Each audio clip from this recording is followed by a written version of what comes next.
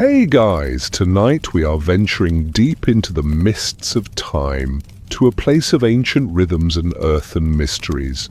We're journeying to West Africa thousands of years ago, to the lands that cradled the enigmatic Nok Culture. Imagine vast rolling savannas under a sky impossibly blanketed with stars, the air alive with the crackle of fires and stories yet untold. Picture the profound silence of a world untouched by modern clamor, where the veil between the seen and unseen thins with the falling darkness, and perhaps, just perhaps, silent guardians sculpted from clay watched over the slumbering world. You are stepping into a time when the night was a vast, dark ocean, and the human spirit sought comfort in the earth itself. Let's be honest, without your smartphone map to navigate the Nigerian savanna, and a decent antihistamine for whatever ancient pollen decides you're its new best friend, you'd probably be wishing for a quick exit strategy involving a very confused time-traveling Uber. It's a world that asks for a different kind of resilience, a different kind of seeing. So before you get comfortable, take a moment to like the video and subscribe, but only if you genuinely enjoy what I do here. It truly helps the channel grow and allows me to keep unearthing these wonderfully obscure and sleepy histories for you. And let me know in the comments where you're tuning in from and what time it is for you. It's always fascinating to see who's joining us from around the world, sharing this quiet journey into the past. Now, dim the lights, maybe turn on a fan for that soft background hum, and let's ease into tonight's journey together. The sun, a molten orb of orange and deepest crimson, begins its slow descent over the undulating expanse of the Jos Plateau. You watch as it kisses the horizon, painting the undersides of the scattered clouds in hues of apricot and lavender. This is ancient West Africa, a land of stark beauty, of resilient life, and of secrets held tight within its rust-colored earth. The air, warm and thick during the day, now carries the first cool caress of evening, a welcome relief that whispers through the tall savanna grasses, making them sigh and sway like a gentle, golden ocean. Shadows stretch and lengthen, turning familiar shapes into mysterious silhouettes. The distinctive granite Inselbergs, those monumental rock formations that jut proudly from the plains like ancient, sleeping giants, begin to lose their sharp definition, softening into dark, brooding mounds against the fading light. It is a landscape that feels both immensely old and vibrantly alive, a place where the boundary between the earth and the sky seems to blur as twilight deepens. The unique geology of this plateau, sitting at a higher altitude than the surrounding lands, means the nights here carry a distinct chill, a subtle reminder of the vastness of the cosmos above, soon to be unveiled in its full, breathtaking glory. As the last sliver of the sun disappears, a profound quiet begins to settle, punctuated by the rising chorus of the night. The cicadas and crickets tune their instruments, their rhythmic chirping a constant, soothing hum that will underpin the hours of darkness. From the distant, dense woodlands that fringe the grasslands, you might hear the occasional call of a night bird, or the far-off guttural cough of a leopard beginning its nocturnal hunt. These sounds are not jarring, they are part of the ancient symphony of this place, a reminder that life continues even as the human world prepares for rest. You find yourself on the edge of a small settlement, a cluster of round huts crafted from the very earth they stand upon. Walls of reddish-brown mud, packed hard and smooth, rise to meet roofs of thick, expertly woven thatch. Wisps of fragrant wood smoke curl lazily from small openings in the rooftops, carrying the scent of roasting yams, or perhaps a simmering stew of wild grains and herbs. It's a comforting aroma, a promise of sustenance and warmth against the cooling night. The glow from within these humble dwellings is soft and inviting, the flickering light of hearth fires casting dancing shadows on the packed earth around them. You can imagine the families within, their day's labor in the fields, or at the iron-smelting furnaces now complete. Tools of wood and stone, and perhaps the newer, more precious tools of iron, are being carefully stored away.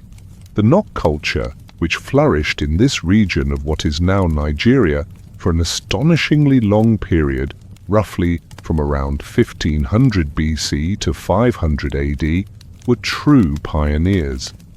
They were among the earliest known producers of life-size terracotta sculptures in sub-Saharan Africa, and incredibly developed iron-smelting technology perhaps independently, or at least very early on in the continent's history, long before it was widespread. This mastery over fire and earth allowed them to shape their world to create tools, weapons, and of course, the enigmatic figures that we will soon explore. As darkness truly takes hold, the sky transforms. Unblemished by any artificial light, it becomes a breathtaking canvas of infinite stars. The Milky Way, a shimmering river of diamonds, spills across the heavens with a clarity you've likely never witnessed. Constellations, unfamiliar perhaps but imbued with ancient meanings by the people here, blaze with a fierce, cold light. The kind of dark where you can't see your hand in front of your face, which, to be fair, was probably cleaner than your hand is now after a day of, well, existing 2.5 millennia ago. This profound darkness, while beautiful, also carries a certain weight. It is a time when the world feels larger, more mysterious, and perhaps a little more dangerous. The sounds of the village change.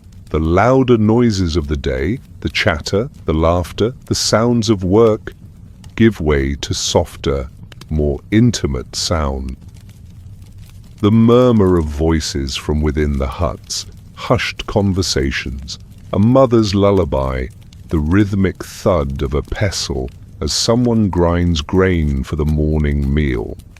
And underpinning it all, the ever-present crackle and pop of the fires, a sound that is both comforting and vital. Fire is life here. It cooks the food, warms the bodies, and, crucially, keeps the wilder aspects of the night at bay. Predators roam these lands, and the circle of firelight offers a sanctuary, a small bubble of human warmth and safety in the vast, dark wilderness. You might hear the gentle, rhythmic thrum of a distant drum, not a sound of alarm, but perhaps a call to gather, or the accompaniment to stories that are now being told around a communal fire. Oral traditions are strong here. History, myth, and wisdom are passed down through the spoken word, through performance, through shared memory. The elders speak, their voices carrying the weight of generations, their tales weaving through the smoky air, captivating the young and reinforcing the bonds of community. Historians still argue whether the remarkable consistency in Nok artistic style found across such a vast geographical area points to a centralized, unified state, or rather a looser collection of interconnected villages and communities sharing deeply rooted cultural beliefs and practices. Perhaps these shared stories, these common myths, whispered around countless fires, were part of that connecting thread. As the village settles, a different kind of awareness emerges. The night is not empty. It is alive with energies, with spirits, with the unseen. For many ancient cultures, including what we can infer about the Nok, the nighttime was when the veil between the physical world and the spirit world was at its thinnest. It was a time of potential danger, but also of potential connection, Dreams could be messages from ancestors or omens from the gods.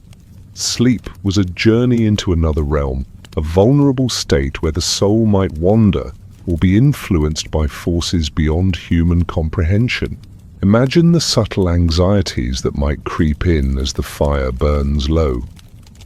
A strange rustling in the thatch overhead, just the wind or something more. A flickering shadow in the periphery, an animal or a spirit passing by. The cry of a baby from a nearby hut, perhaps troubled by a bad dream.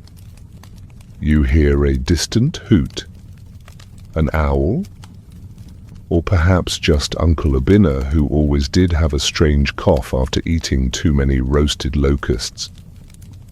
It's in these moments, in the face of this vast, impenetrable darkness and the mysteries it holds, that the human heart yearns for protection, for reassurance.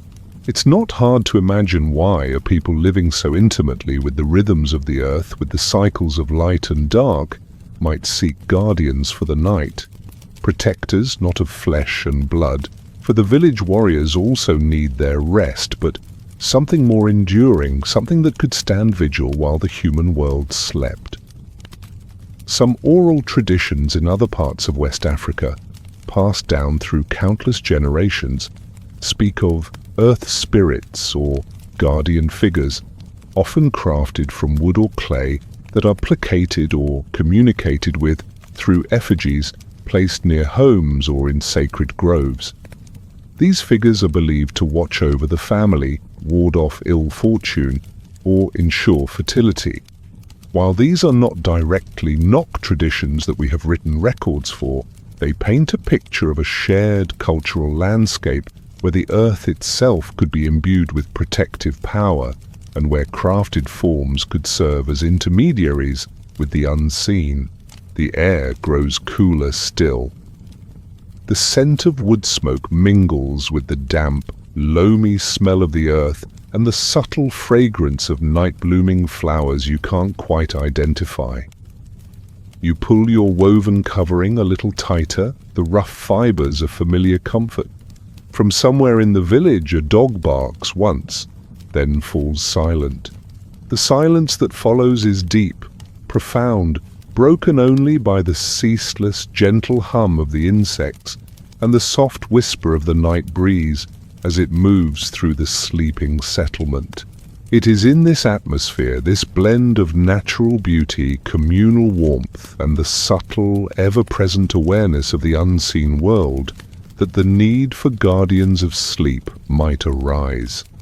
Not just guardians against physical threats, but guardians against the unquiet mind, against the terrors that emerge from the depths of darkness, against the anxieties that prey on the vulnerable, sleeping soul. Perhaps the Nok, with their profound connection to the earth and their extraordinary skill in shaping it, found a unique solution. Perhaps they crafted watchers from the clay, silent sentinels to stand guard through the long, dark hours, their enigmatic faces a comfort to those who slept under their unseen gaze. The very idea begins to take root in your mind, a soothing thought as you too feel the pull of slumber in this ancient, starlit land. The night is young and the story of these potential guardians is only just beginning to unfold. The deep, velvet darkness of the plateau night still enfolds you. The symphony of crickets and distant rustlings a constant, soothing presence. The fires in the village huts have burned down to glowing embers, casting a soft, warm light that barely pushes back the immense, starry blackness. As you drift in this ancient stillness, your thoughts turn from the landscape itself to the people who called it home, the ones whose lives were so intimately woven with this earth, these stars, this profound and often mysterious night. Yes, these were the Nok, a people whose story is etched not in grand stone monuments or written scrolls, but in the very clay they shaped and the iron they forged from the ochre-rich soil beneath your feet. Imagine now as the first, almost imperceptible hint of pre-dawn light begins to touch the eastern sky that we are drawing closer to understanding these enigmatic people. The Nok weren't an empire in the way we often picture ancient civilizations, with sprawling cities and armies marching under a single banner. Rather, they were a culture, a shared way of life, a distinctive artistic and technological tradition that flourished across a surprisingly vast area of what is now central Nigeria. Think of them as a constellation of communities scattered across the savannas and woodlands south of the Jos Plateau, each village, each hamlet, perhaps independent, yet connected by common threads of belief, artistry, and innovation. Their time on this earth was remarkably long, a testament to their resilience and adaptability. The Nok culture emerged perhaps as early as 1500 BC and continued to thrive, to create, to evolve, until around 500 AD. That's 2,000 years, 2 millennia. To put that in perspective, that's like your current favorite streaming series still being the #1 hit, with new seasons dropping in the year 4025. Unlikely, I know, but it gives you a sense of the sheer endurance of the Nok. They witnessed countless cycles of seasons, the slow shift of landscapes, the rise and fall of other forgotten peoples, all while maintaining a distinctive cultural identity that still speaks to us today. What makes the Nok so particularly fascinating and indeed so profoundly mysterious is that they left behind no written records, no carved inscriptions detailing the names of their kings or queens, no papyrus scrolls outlining their laws or their sacred myths, no clay tablets logging their trade or their treaties. The Nok didn't leave us any diaries detailing their bad hair days or their opinions on the latest chariot designs, which is a shame, really. We're left to guess, like archaeologists at a prehistoric IKEA trying to assemble a belief system from a few scattered parts. Everything we know or think we know about them is painstakingly pieced together from the silent evidence they left buried in the earth. Their terracotta sculptures, the remains of their iron furnaces, fragments of pottery stone tools, and the subtle traces of their agricultural practices. It's like reading a story where most of the pages are missing, and you're left to imagine the narrative from the beautiful, haunting illustrations that remain. This absence of written words, in a way, makes the idea of their art, especially something as evocative as sleep guardians, even more potent, as we are invited to feel their purpose rather than merely read it. Their most celebrated legacy, the one that first brought them to the attention of the wider world, is their extraordinary terracotta art. These aren't small, simple clay figures. The Nok crafted sophisticated, often life-sized or near life-sized, human heads and figures, as well as depictions of animals, all from fired clay. Imagine encountering one of these faces emerging from the earth after millennia of silence. The style is immediately recognizable, utterly unique. The human heads often feature characteristically triangular or D-shaped eyes with pupils, nostrils, and sometimes mouths that are delicately perforated, as if to allow breath or spirit to pass through. Their hairstyles are incredibly elaborate, depicted with meticulous detail, intricate buns, coiled braids, flowing locks, sometimes adorned with beads or other ornaments. Their expressions are typically serene, composed, sometimes a little remote, gazing out with a timeless, unreadable wisdom. The sheer volume of these sculptures and the high level of artistic skill and consistency across a wide geographical area suggests that there were specialized artisans, perhaps entire communities or guilds dedicated to their creation. These weren't casual DIY projects, this was the work of masters. But the Nok were not just artists, they were also technological innovators of profound significance. For it is to the Nok that we credit some of the earliest, if not the earliest, evidence of iron smelting in West Africa. This incredible leap in technology, the ability to extract and work iron from ore, appears in the Nok cultural sphere as far back as at least 500 BC, and some archaeological evidence pushes that date even further, perhaps to 1000 BC or earlier. This wasn't just a minor improvement, it was a revolution. Iron tools meant more efficient farming, the ability to clear denser bush, and to cultivate tougher soils. This, in turn, could support larger, more settled populations.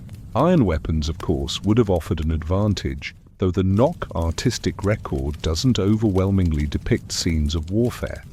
Their focus seems to be more on the human form, on ritual, on something more internal. Picture for a moment an ancient Nok iron furnace, the intense, almost unbearable heat radiating from a carefully constructed clay structure. The rhythmic whoosh and sigh of bellows likely made from animal skins, forcing air into the heart of the fire to achieve the scorching temperatures needed to coax metal from rock. The air thick with acrid smoke, the scent of burning charcoal and the metallic tang of the process. And then the moment of transformation, the molten slag being tapped away to reveal the bloom of wrought iron, a glowing, malleable mass. Imagine their surprise, their awe, when they first pulled a lump of usable iron from what looked like just a very hot pile of dirt. Probably a lot of excited pointing and grunting, followed by someone immediately trying to make a sharper spear to impress their neighbor, or perhaps a more durable hoe to ease the back-breaking work in the fields. This mastery of iron, alongside their artistry in clay, marks the Nok as a truly sophisticated and foundational culture in African history. What about their daily lives, their society? Again, we infer from the fragments they were almost certainly an agricultural people. Archaeobotanical studies have found evidence of cultivated crops like pearl millet and fonio, staples that thrive in the savanna environment. They likely also foraged for wild plants and hunted local game. Their settlements, as we imagined in the fading light of Section 1, were probably composed of small villages, perhaps collections of round or rectangular mud-walled huts with thatched roofs, similar to traditional dwellings still found in parts of Nigeria today. Whether these villages were organized into larger political units is a subject of much discussion. Archaeologists and historians still debate the complexity of Nok social organization. Was it a series of relatively egalitarian farming communities, each managing its own affairs, or were there emerging hierarchies, powerful chiefdoms, or even a nascent unrecorded state perhaps led by spiritual leaders, master artisans, or those who controlled the valuable iron trade? The sheer scale and distribution of the terracotta figures might suggest a level of social organization capable of supporting such specialized craft production, and perhaps a shared belief system that demanded these objects. The figures themselves, with their elaborate adornments, could depict rulers, priests, revered ancestors, or perhaps important social roles that we can no longer clearly define. The mystery deepens when we consider the purpose of these terracotta sculptures. Why did the Nok create so many with such care and artistry over so many centuries? Were they ancestor figures designed to keep the memory and protection of past generations alive? Were they shrine objects, part of complex rituals performed in sacred groves or special cult houses? Were they grave markers accompanying the dead on their journey to the afterlife? Or could some of them, as our sleepy journey tonight suggests, have been something more specific, more intimate to the vulnerable hours of the night, the sleep guardians we are here to explore? The truth is likely a complex tapestry of all these things and more. Adding another layer to their enigmatic nature, some early, highly specialized analyses of the residues found on Nok terracotta fragments hinted at the intriguing, though very speculative, possibility that complex organic materials might have been mixed with the clay during its preparation, or perhaps used to treat the surface of the figures after firing. This led to some fringe theories about these materials potentially being part of ritualistic preparations, perhaps even involving plant-based substances that could induce altered states of consciousness in those who created or interacted with the figures. While this is far from mainstream archaeological consensus, it does sprinkle an extra dash of mystery onto these already captivating objects, doesn't it? It makes you wonder about the sensory world of the Nok, the smells, the textures, the sounds that accompanied the creation and use of these powerful forms. As you listen, perhaps you can almost feel the coolness of a finished terracotta head, its surface smoothed by skilled hands, yet retaining the slight sandy tooth of the fired clay. You might imagine the murmur of an ancient language, spoken in soft tones around the evening fire, a language whose cadences and meanings are now lost to time, carried away on the winds of millennia. The air might carry the faint, earthy scent of wet clay being worked by an artisan, or the sharper, smoky aroma from a nearby kiln where figures are undergoing their fiery transformation, or the metallic tang from a smith's forge. And in your mind, you see those faces. The serene, almost abstract expressions, the heavy-lidded triangular eyes that seem to gaze into another world, the incredibly detailed hairstyles that speak of a culture with a strong sense of identity and aesthetics. These were the Nok, artists of the earth, pioneers of a new technological age, a people who thrived for 2,000 years, leaving behind a legacy that continues to baffle and inspire.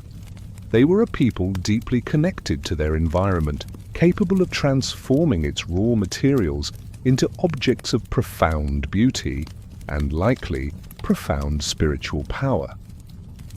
As we prepare to delve deeper into the specific idea of their terracotta figures as silent watchers of the night, remember this foundation: a sophisticated, ancient, and deeply mysterious people whose silent creations are now our only guides into their lost world. The night still holds its breath, and the story of the Nok is slowly, gently, beginning to awaken in the quiet corners of your mind. The embers in your hearth glow with a soft, pulsating light, a tiny sun holding back the immense darkness of the Nigerian savanna night. The stories of the Nok, their ancient artistry, their mastery of iron, their 2,000-year journey through time have settled in your mind, a comforting weight of history and mystery. You've learned of their distinctive terracotta figures, those faces with serene yet knowing expressions, their elaborate hairstyles, their perforated eyes that seem to gaze into a world beyond our own. And now, as the deepest part of the night approaches, when the village is truly still and the stars blaze with an almost fierce intensity, we turn our thoughts to a particularly intriguing and gentle possibility concerning these clay creations, the idea that some among them were crafted and believed in as guardians of slumber. Sleep, as you know, is a vulnerable time. Even in our modern world with locked doors and alarm systems, we can feel a certain defenselessness as we drift into unconsciousness. Imagine then the world of the Nok, a world where the night was not just dark, but alive. A world where the rustle of leaves in the wind could be the passage of a spirit, where the cry of a nocturnal animal could be an omen, where dreams were vivid, landscapes traversed by the soul potentially encountering entities both benign and malevolent. The psychological boundary between the waking world and the dream world, between the village and the vast untamed bush, felt thinner, more permeable, especially under the cloak of such profound darkness. It is in this deep-seated human need for security, for a sense of being watched over during those unconscious hours, that the concept of a sleep guardian finds its fertile ground. So let us explore this gentle notion that certain Nok Terracotta figures, perhaps those with particularly watchful eyes or a calming, steadfast presence, were specifically created or designated to stand vigil over sleeping individuals, families, or even the entire community. This isn't a claim etched in stone by the Nok themselves, for they left no such explicit confirmations. Rather, it's an idea that whispers to us from the very nature of their art, from the universal human experience of the night, and from the deep psychological comfort that such a belief would offer.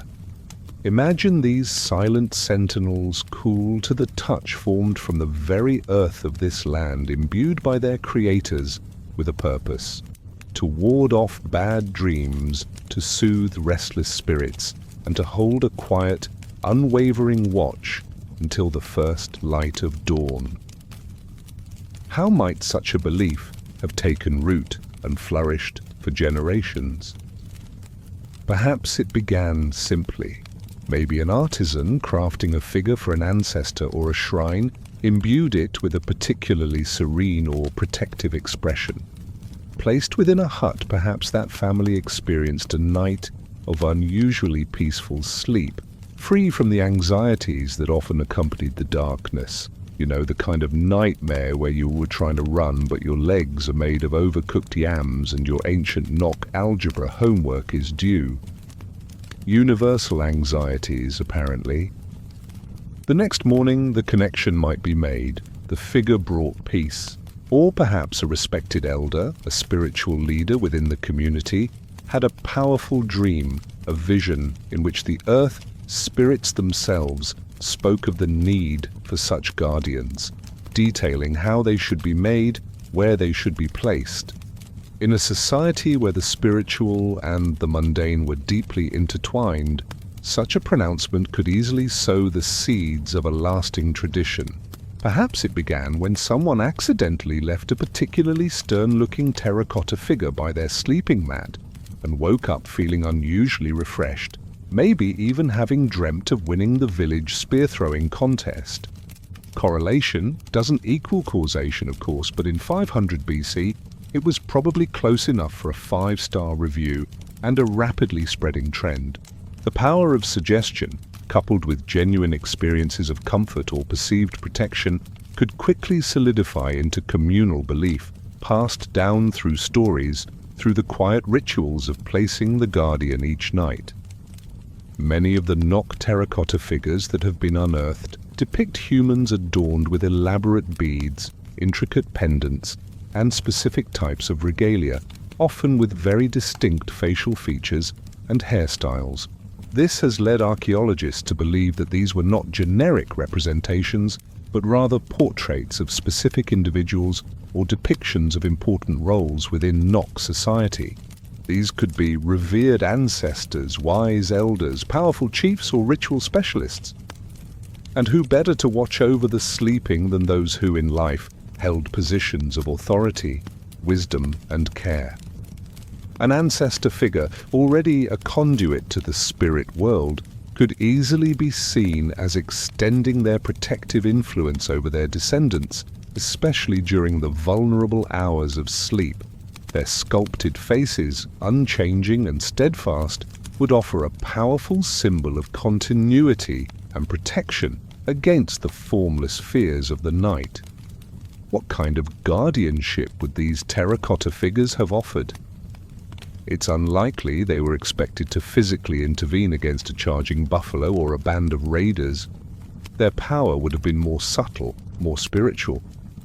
Were these guardians meant to physically leap into action if a spectral hyena tried to steal your dreams? Probably not. More of a spiritual bouncer checking IDs at the door of your subconscious. They might have been seen as capable of repelling malevolent spirits that roamed the night, the kind that could bring sickness, misfortune, or terrifying nightmares. They could have acted as a barrier against restless ghosts, perhaps individuals who had died without proper rites and whose spirits wandered, seeking to disturb the living. The presence of a sleep guardian might also have been a comfort against the more ordinary anxieties of the night.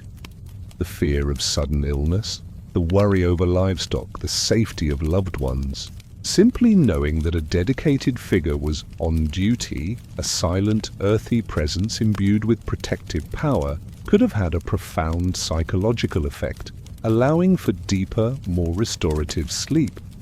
Were these figures considered to be animate in some way, perhaps housing a benevolent spirit? Or were they more like sacred tools empowered through ritual and belief to perform their protective function? We can only speculate, but the human tendency to imbue objects with meaning and power is ancient and universal. Of course, the archaeological record presents its own set of puzzles. While the exact function of most Nok terracotta remains elusive, historians still argue whether their placement, often found fragmented in alluvial deposits washed down by streams and rivers rather than in clear domestic or burial contexts, suggests they were part of transient shrine settings, perhaps ritually broken after use, or simply discarded once their perceived spiritual potency had faded. This makes the idea of fixed sleep guardians present in every single home a more speculative, though undeniably appealing notion. It's possible such guardians were reserved for certain families, or for communal sleeping areas, or perhaps their duty was cyclical, brought out only during specific times or under particular circumstances. The sensory experience of living with such a guardian would have been subtle, yet pervasive. Imagine the soft, almost imperceptible glow of dying embers in the hearth, reflecting off the smooth, curved surfaces of a clay face, its features softened by shadows, its perforated eyes seeming to hold deep pools of darkness. Perhaps before settling down to sleep, a family member would offer a quiet prayer, or a whispered incantation, a small personal ritual to acknowledge the guardian's presence and activate its protective qualities. The silence of the hut would feel different with such a figure nearby. Not an empty silence, but a watchful one, a stillness filled with a benign, protective energy.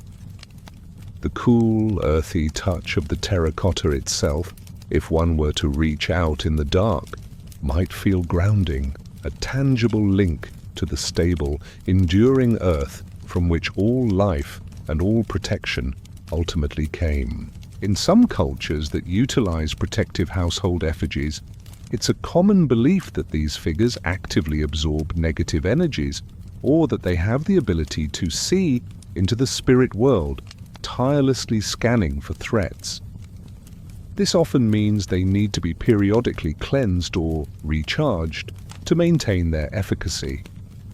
One can easily imagine the Nok people, if they held similar beliefs, engaging in small, quiet rituals with their sleep guardians. Perhaps the figures were smudged with the smoke of sacred herbs, or anointed with a special oil, or offered a tiny morsel of a ritually prepared food, like a single grain of millet or a drop of honey. These wouldn't be grand public ceremonies, but intimate, domestic acts of care and respect, reinforcing the bond between the household and its silent protector. These little interactions, woven into the fabric of daily life, would deepen the sense of the guardian as an integral part of the family's spiritual well-being. The beauty of this concept of Nok sleep guardians lies in its gentle, reassuring nature. It speaks to a fundamental human desire for peace and safety in our most vulnerable moments. While we may never know with absolute certainty if this was their precise purpose, the image of these ancient terracotta figures standing silent and steadfast through the long African nights, their enigmatic faces turned towards the darkness, offers a profoundly soothing and timeless vision. It connects us to the Nok people, not just as skilled artisans or early metallurgists, but as fellow humans seeking comfort, meaning, and a little bit of magic to help them navigate the mysteries of existence especially when the world outside was hushed and the stars held dominion. As you continue to drift, let this idea of ancient, watchful protectors cradle your own journey into slumber.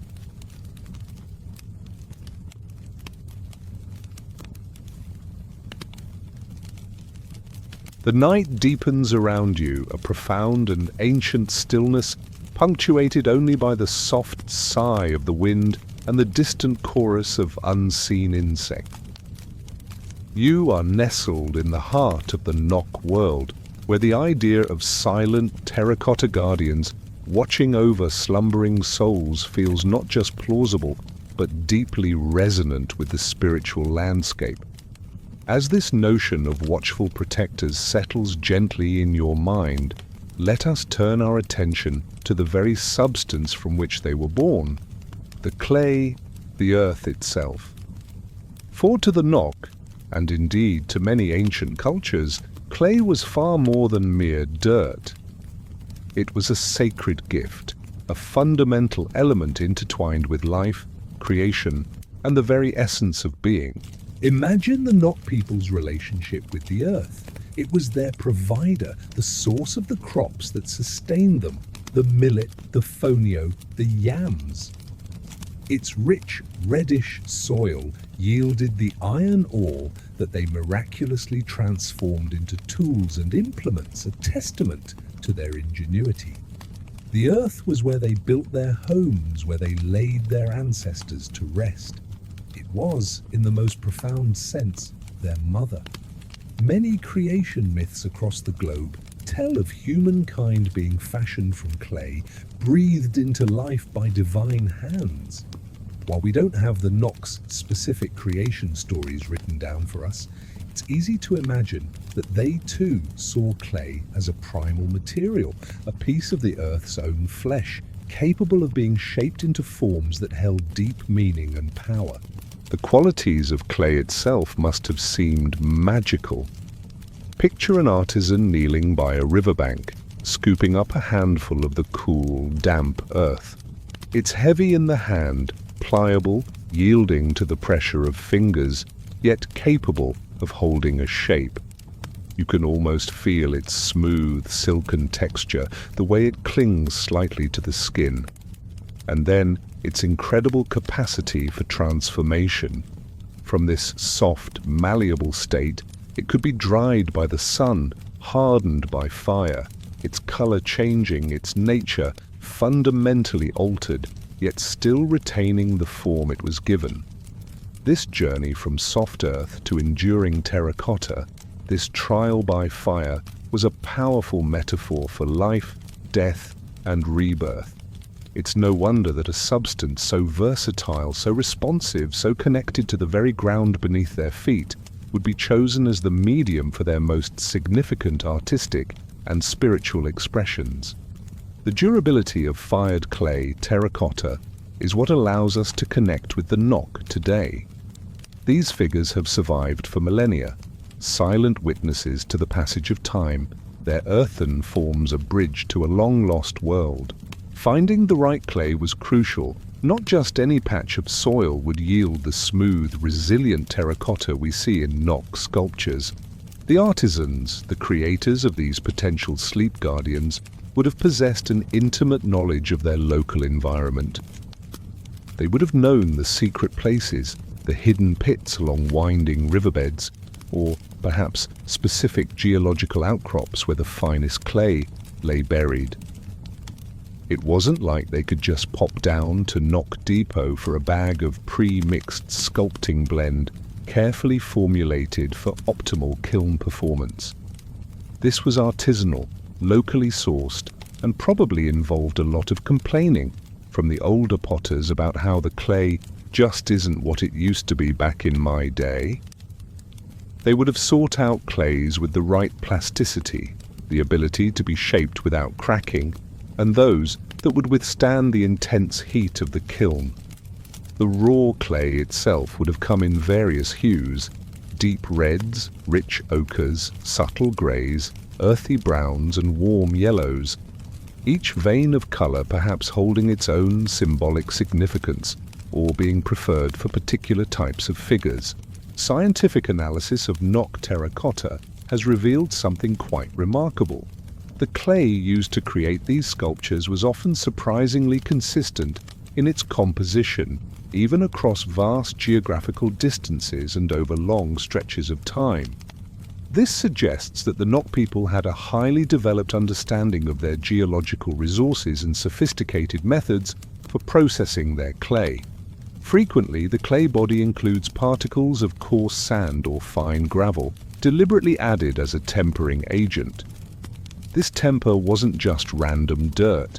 It was a crucial ingredient that helped to control shrinkage as the clay dried, and, most importantly, prevented the figures from cracking or exploding during the firing process in the kiln. This technical knowledge points to generations of trial and error, of accumulated wisdom passed down from master artisan to apprentice. Now imagine the act of gathering this precious clay. It's unlikely to have been a purely mundane chore like fetching water or firewood. Given the potential sacredness of the material and the spiritual importance of the figures to be created, the collection of clay might well have been accompanied by ritual, by a sense of reverence for the earth. Perhaps the artisans or designated members of the community would venture out at specific times, at the quiet hush of dawn, or as dusk began to settle, painting the landscape in soft, ethereal hues. Before the first spade, likely a simple tool of hardened wood or sharpened stone, broke the surface of the earth, there might have been a moment of pause, a silent acknowledgement, or even a spoken request to the spirits of the place. You wouldn't want to just barge in and start digging up their front yard without at least a polite, "Excuse me, spirit of the muddy patch, mind if I borrow a cup of, will you?" It's just good interdimensional etiquette. Small offerings might have been left behind, a sprinkle of grain, a few drops of precious water, or a strand of beads, as a token of gratitude, an exchange for the gift of the Earth's body. Archaeologists and geologists still debate the exact sourcing methods for Nok clay. Were there commonly controlled clay pits, sacred sites perhaps, accessible to many different communities within the Nok cultural sphere? Or did specialist groups or particular villages hold exclusive rights to especially prized clay deposits? If the latter were true, these communities might have traded the raw, processed clay, or perhaps even the finished terracotta figures themselves, across the region, which could help explain the consistency in style and material found over such a wide area. The journey to these clay sources and the labor of extracting and transporting the heavy, wet earth back to the village would have been arduous, a communal effort further underscoring the value of the material. Once the raw clay arrived back at the settlement, the real work of preparation began, a process likely as rhythmic and time-honored as the seasons themselves. The heavy lumps of earth would be spread out, perhaps on woven mats or large flat stones, to begin drying slightly. Then came the meticulous task of cleaning it, picking out every small stone, every root fiber, every impurity that could mar the final sculpture or cause it to fail in the kiln. This would be followed by the addition of water, carefully controlled, to bring the clay to the perfect consistency for working. And then the kneading, or wedging, a physically demanding process of repeatedly pushing, folding, and turning the heavy mass of clay to expel any trapped air bubbles and to ensure a smooth, uniform texture. You can almost hear the rhythmic slap and squelch of clay against clay, the deep breaths of the artisan as they work their body into the task, their hands becoming coated in the cool, slick mud. This wasn't just manual labor, it was a kind of dialogue with the material, feeling its responsiveness, its readiness. It was during this stage that the temper, the sand, grit, or even finely crushed fragments of older, broken terracotta pieces known as grog would be meticulously mixed in. Think of it as prehistoric fiber for your clay.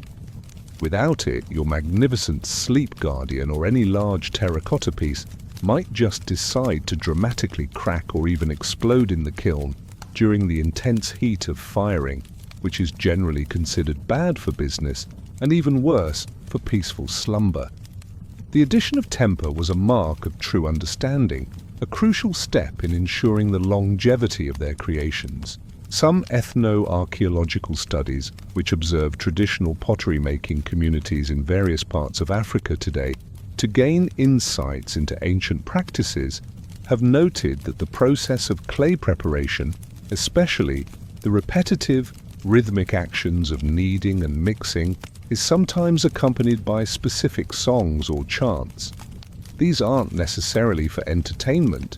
They are often believed to imbue the clay with positive energy, to help align the artisan's spirit with the material, or to ensure a successful outcome in the firing. It's a lovely thought, isn't it? To imagine Nok artisans centuries ago humming a quiet tune or chanting a soft invocation as they worked the earth with their hands, a melody that perhaps only the clay itself and the spirits of the place could truly hear. This adds another layer of potential sacredness to the process, transforming a practical task into a meditative, almost ritualistic act. For the Nok, clay was likely far more than just a convenient, abundant material. It was a piece of the sacred earth, perhaps seen as holding the memories of the ancestors who were buried within it, or as a direct conduit to the creative forces of the cosmos.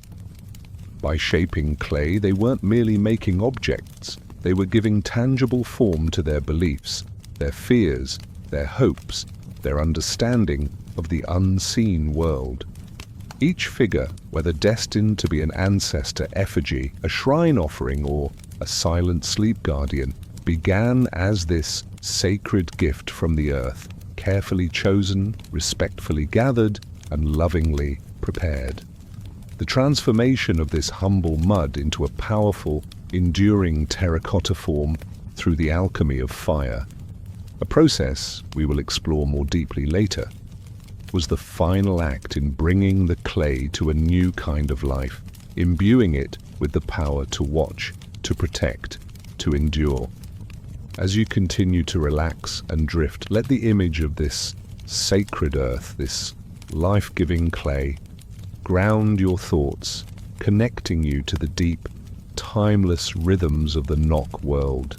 The sacred clay, gathered with reverence and prepared with such meticulous care, now awaits its transformation in the hands of the Nok artisan.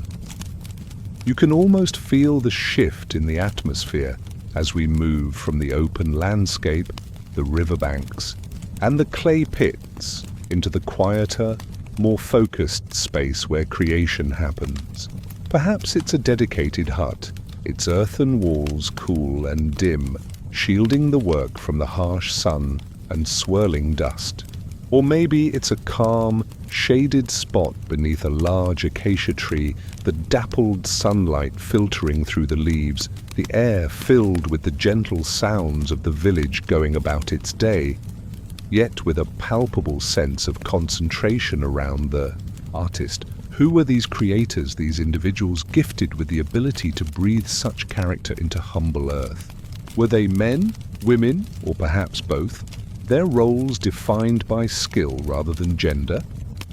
Were they seen as specialists, holding a unique and respected position within the community, their hands capable of shaping not just clay, but also of giving form to the spiritual? We can only imagine.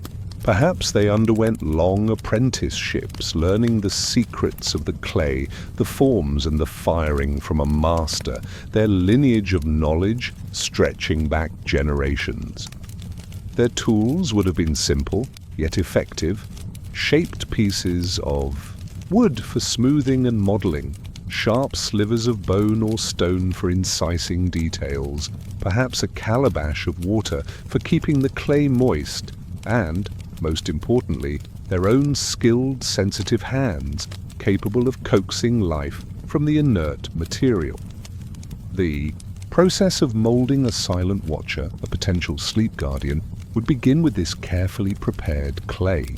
For larger figures, like the near life-sized heads the Nok are famous for, the artisan wouldn't just sculpt from a solid lump. Making them hollow wasn't just an artistic choice, it was a kiln survival strategy.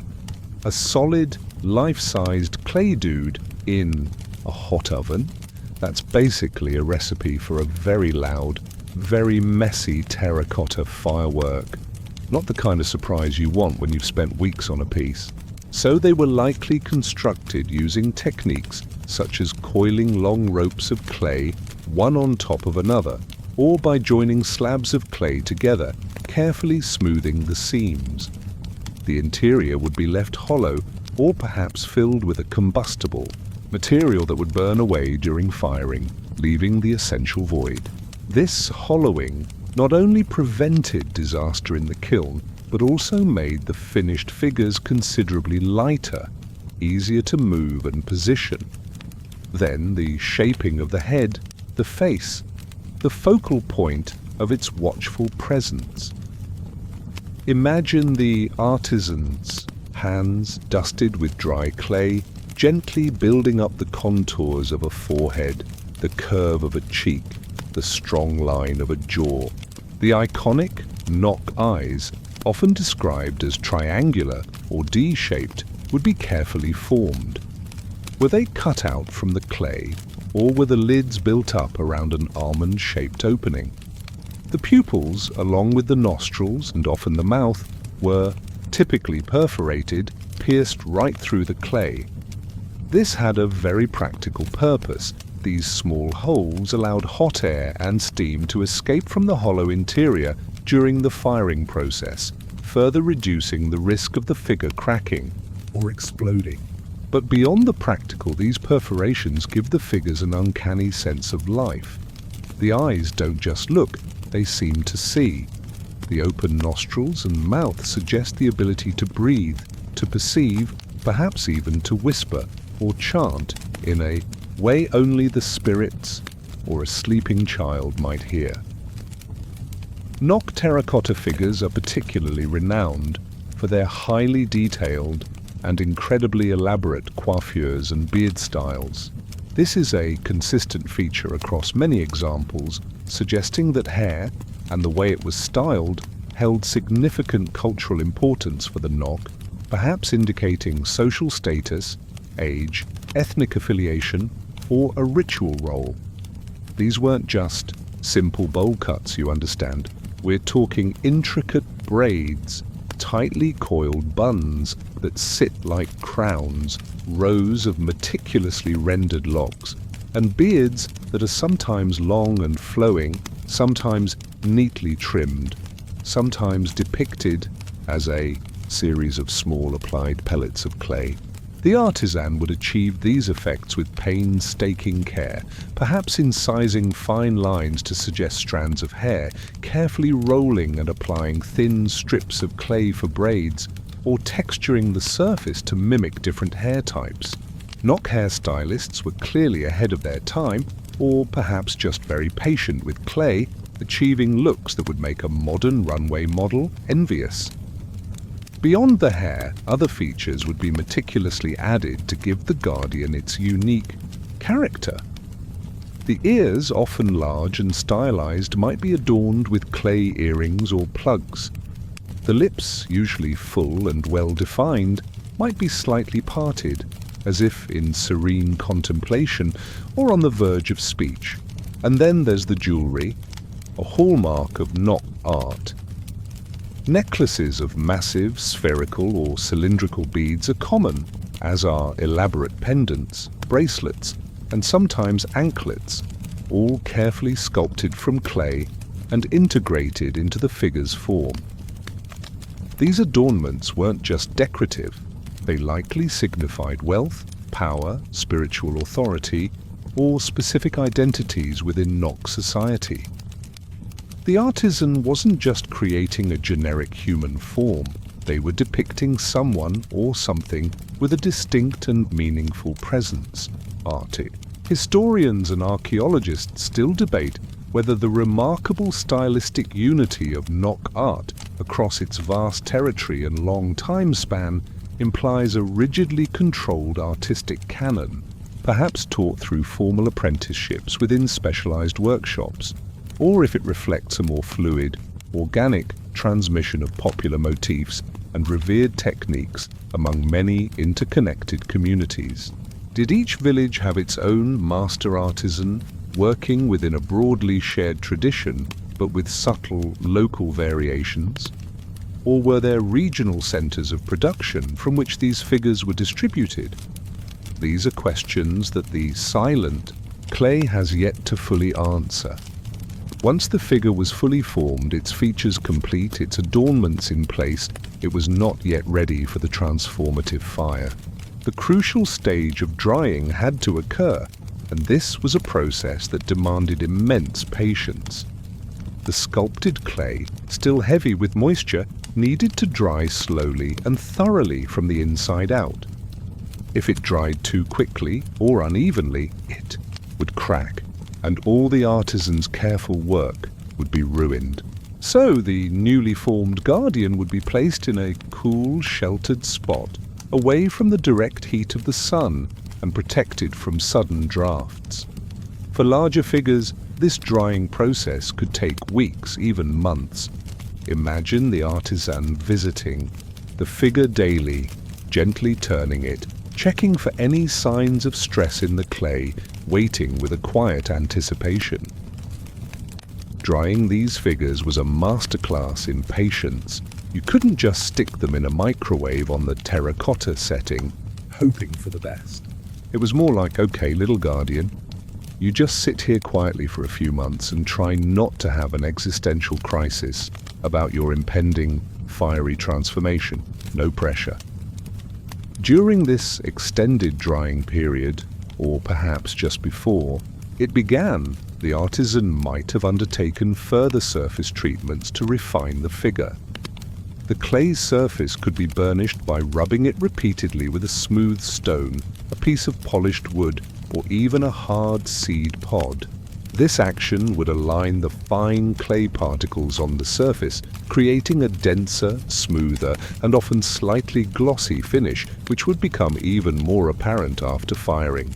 Sometimes a slip, a thin wash of very fine liquid clay perhaps, of a contrasting color, like a creamy white or a deep red ochre, might have been applied to the entire figure or to specific parts like the face or jewelry to enhance its appearance or add symbolic color.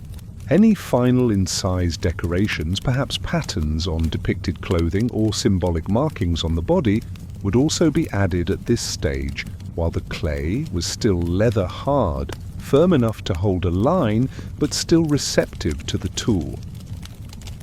Some oral traditions found among later West African cultures, which may or may not echo ancient Nok practices, hold that artisans often spoke to their creations during the meticulous making process.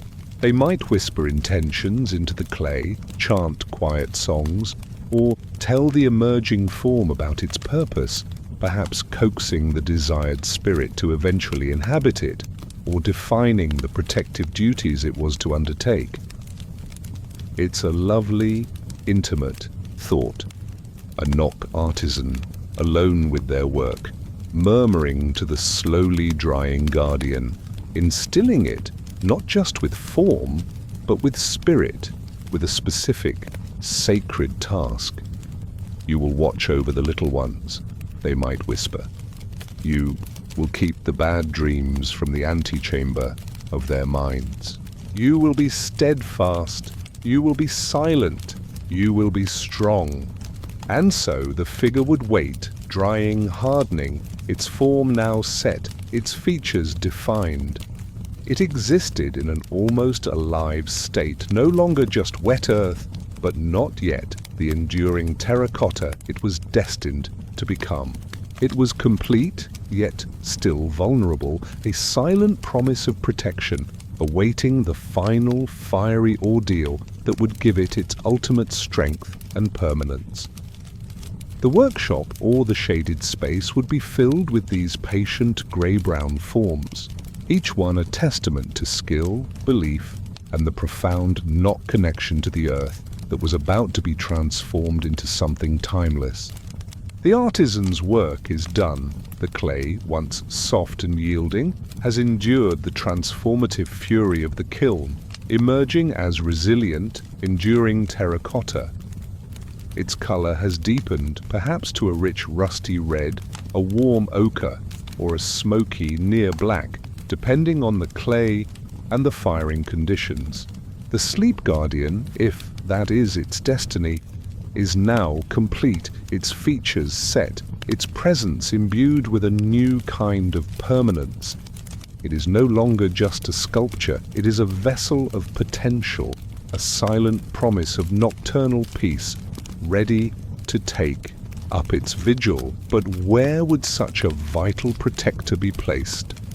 The positioning of a guardian of slumber would be a matter of careful consideration, balancing respect for its spiritual power with the practicalities of daily life within a Nok hut. Imagine, as evening once again settles over the village, a family preparing for sleep. The day's work is done, the final meal has been shared, and the fire in the central hearth is burning down to a gentle, glowing bed of embers. This is the time when the guardian's presence would be most keenly felt. Perhaps the figure, if it's a personal or family guardian, resides within the sleeping hut itself. It might be placed in a special niche carved into the earthen wall, a little alcove that serves as its shrine. Or it could stand on a small, raised platform of packed earth, giving it a certain elevation, a vantage point from which to survey the sleeping space. You wouldn't just plonk your high-status terracotta sleep guardian down next to the leaky part of the thatched roof, would you? No, it needs a place of honor, maybe not a velvet cushion, as those were probably in short supply, but definitely not in the probably a termite colony corner. Its placement would be deliberate, a statement of its importance. It might stand near the entrance of the hut, a silent sentinel barring entry to unwanted nocturnal influences, its gaze fixed on the threshold between the familiar safety of the home and the unknown mysteries of the night outside. Or perhaps it would be positioned closer to the family's sleeping mats, a more intimate protector, its presence a direct comfort to those it watched over. The hearth, the vibrant heart of the Nok home, would also be a logical and powerful place for such a guardian. The fire offered warmth, light, and a means of cooking, symbolizing life and sustenance. By associating the guardian with the hearth, its protective energies would be linked to these deeply positive and life-affirming elements. Imagine the play of the last flickering firelight on its terracotta features, the way the shadows would dance across its serene face, making it seem to subtly shift, to breathe, to watch with an almost living intensity. Archaeological finds of Nok terracotta figures are often discovered in what are called secondary contexts, meaning they are found fragmented in alluvial deposits, washed into stream beds or valleys by erosion over centuries, rather than being unearthed in their original, undisturbed settings. This makes it incredibly difficult for archaeologists to say with certainty exactly how and where they were originally placed. However, the sheer number and variety of these figures, from small, almost personal-sized pieces to larger, more imposing sculptures, suggest they were likely used in a diverse range of settings. These could have included domestic shrines within homes, communal ritual areas within the village, or even as part of burial assemblages accompanying the deceased. This very uncertainty, this lack of concrete evidence for a single, defined purpose, allows us the gentle space to imagine that some of them, at least, found their sacred duty within the quiet intimacy of a sleeping hut, their primary role unfolding in the hours of darkness. What then were the specific duties of this terracotta night watcher? Its vigil was likely multifaceted. Primarily, it would be a bulwark against bad dreams, those unwelcome visitors that can turn a night's rest into an exhausting ordeal. So, if a particularly nasty nightmare about, say, being chased by a giant angry yam with surprisingly athletic abilities tried to enter your hut, the Guardian would be there like, "Not on my watch, buddy. This is a strictly sweet dreams only establishment." Or, so one hopes. Beyond repelling nightmares, the Guardian might also be tasked with warding off more actively malevolent spirits, those unseen entities believed to roam the night seeking to cause harm, illness, or misfortune. Its presence would create a kind of spiritual perimeter around the sleeping family, a shield against negative energies or even curses and ill will projected from outside. It might also serve as a comforter for the restless spirits of ancestors who had not been properly honored or whose passing was troubled. The Guardian, itself an ancestral form or a conduit to the ancestral realm, could help to soothe these spirits, ensuring they did not disturb the slumber of the living. The protection offered was likely less about direct physical intervention and more about maintaining a harmonious spiritual atmosphere within the home, a sense of balance and peace that allowed the soul to rest untroubled. Anthropologists and art historians still debate the primary intended audience for Nok figural art. Were these figures made primarily for the eyes and interactions of the living, serving daily ritual needs, community ceremonies, or as symbols of status and authority within the village? Or were many of them created with a more direct focus on the afterlife, intended for complex burial rites, perhaps to appease the gods of death, or to accompany and protect the deceased on their perilous journey to the spirit world? This ongoing discussion doesn't necessarily preclude the idea of sleep guardians. In fact, a figure that protects in life might well be expected to continue that role in death, or an ancestral figure might be called upon to guard its living descendants during their most vulnerable hours. The lines were likely beautifully blurred daily. Interactions with such a guardian, if it were a fixture in the home, would probably have been subtle yet significant. As the family prepared for sleep, a quiet acknowledgement might be offered. A soft touch to its cool clay surface, a murmured word of gratitude or a respectful nod. Perhaps a tiny offering was made each evening, a symbolic sharing of the family's resources, a single kola nut, a small smear of shea butter, or a few drops of precious palm wine left at its base. These wouldn't be elaborate rituals, but small, habitual gestures that reinforced the connection and expressed continued reliance on its protection. Children, especially, might develop a unique relationship with the family's sleep guardian. They might be taught to see it not as something to be feared, but as a steadfast friend, a silent keeper of secrets. "That's old man Kura," a mother might whisper to a child unsettled by a strange noise, pointing to the shadowy form of the terracotta figure. "He's watching, he keeps the night coughs and the shadow monsters away." In some animistic belief systems around the world, objects believed to house protective spirits are sometimes fed or spoken to regularly to maintain their power and their benevolent disposition. It's not a far stretch of the imagination to picture a Nok child, wide-eyed in the dim light, secretly sharing a piece of their roasted yam with the family's terracotta guardian, or confiding their small, daytime fears to its silent, unjudging, earthy ear. You can imagine a Nok toddler trying to offer the stern-faced guardian a bit of their mashed millet. The guardian, of course, maintains its dignified silence, which the toddler probably interprets as Not hungry right now, kid, busy guarding. Come back later. It's also possible that some larger, more imposing terracotta figures served as communal sleep guardians, placed at the entrances to the village or in a central open space, watching over the entire settlement as it slumbered. These would be more public figures, their protective gaze extending to all the homes within their sight. Their presence would be a collective comfort, a symbol of the community's spiritual strength and unity against the encroaching darkness. And what if a guardian were to be accidentally broken? The sorrow and anxiety would be palpable. It wouldn't just be the loss of a beautiful or valuable object.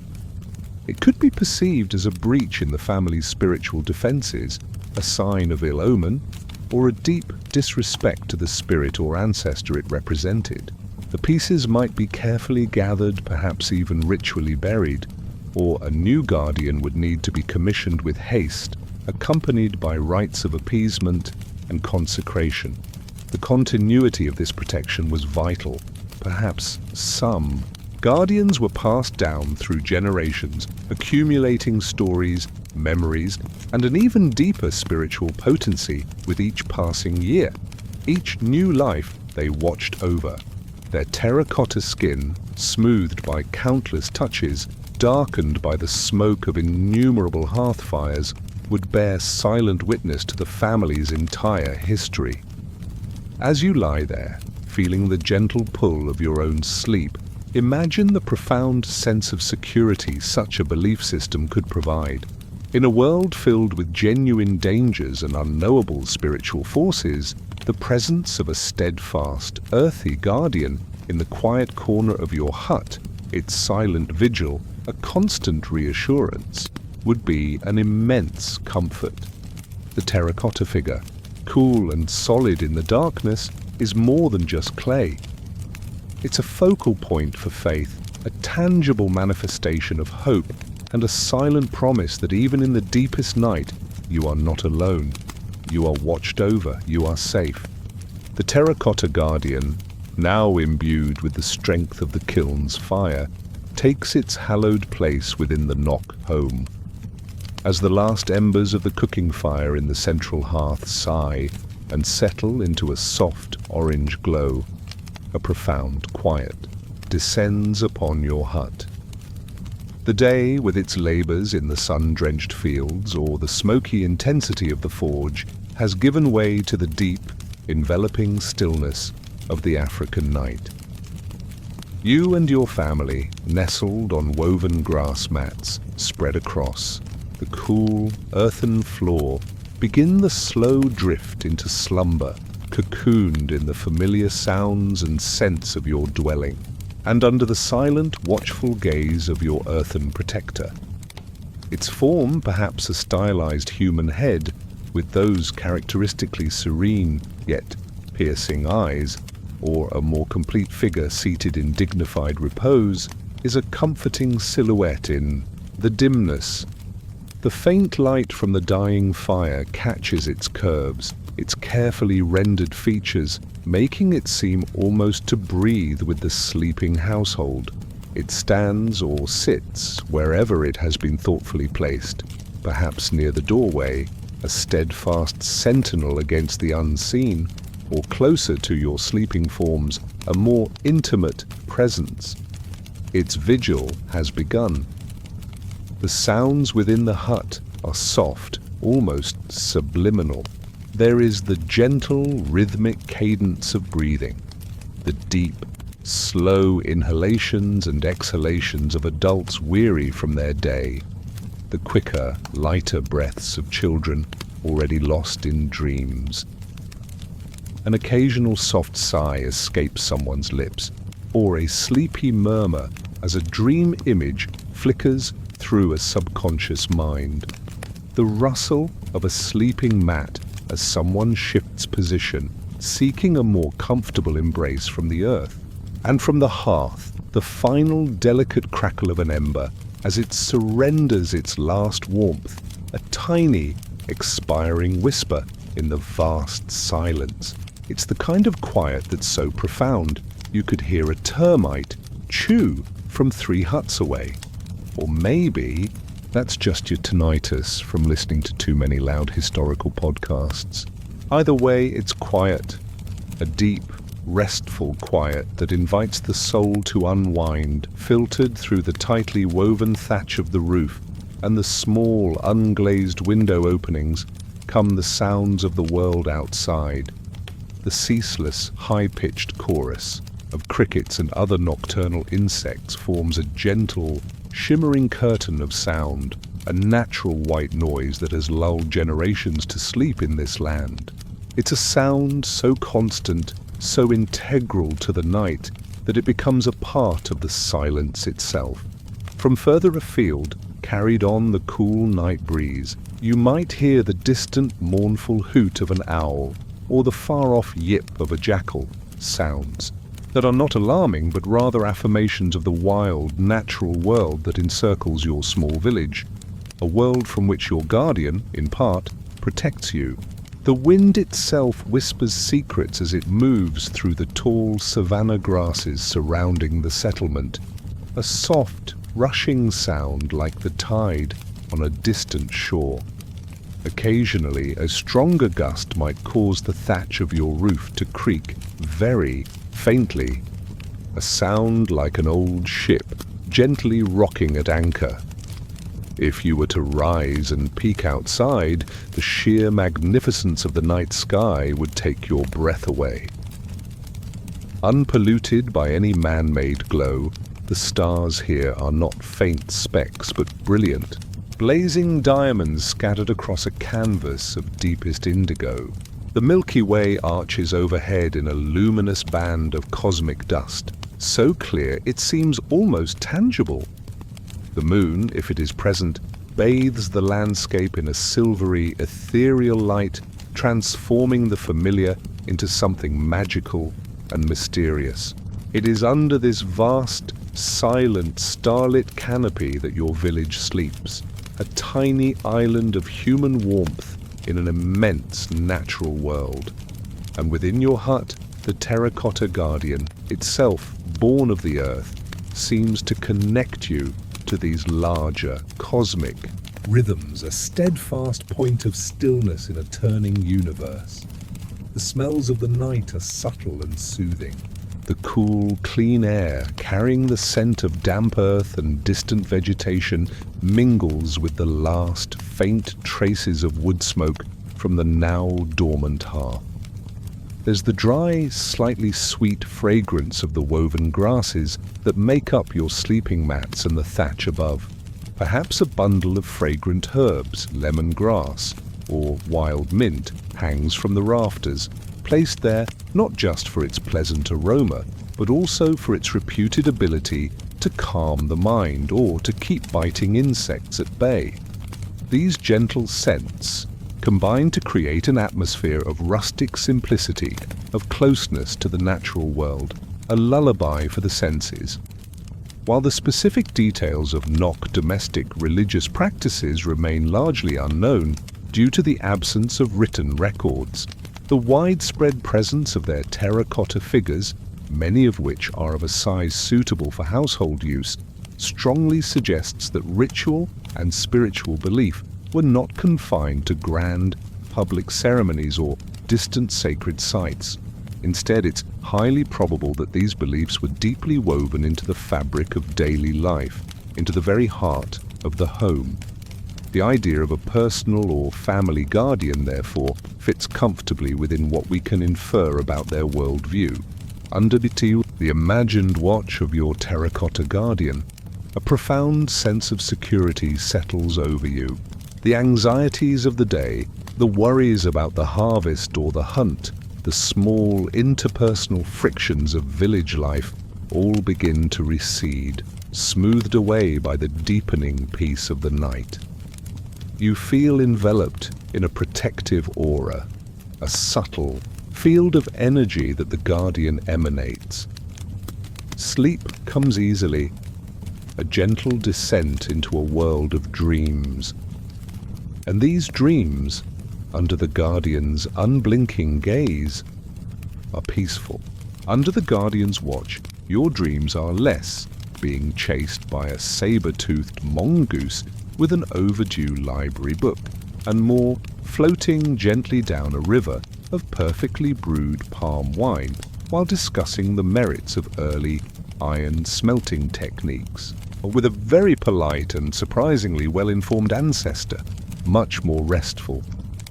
Sleep researchers and anthropologists still argue whether the apparent universality of certain dream archetypes across different cultures, like flying, falling, or being pursued, points primarily to innate human neurological structures hardwired into our brains, or if these common dream themes are largely shaped and reinforced by shared cultural narratives, mythologies, and specific belief systems, such as those that might involve protective spirits, dream interpreters, or indeed dedicated night guardians who filter or shape the dream experience.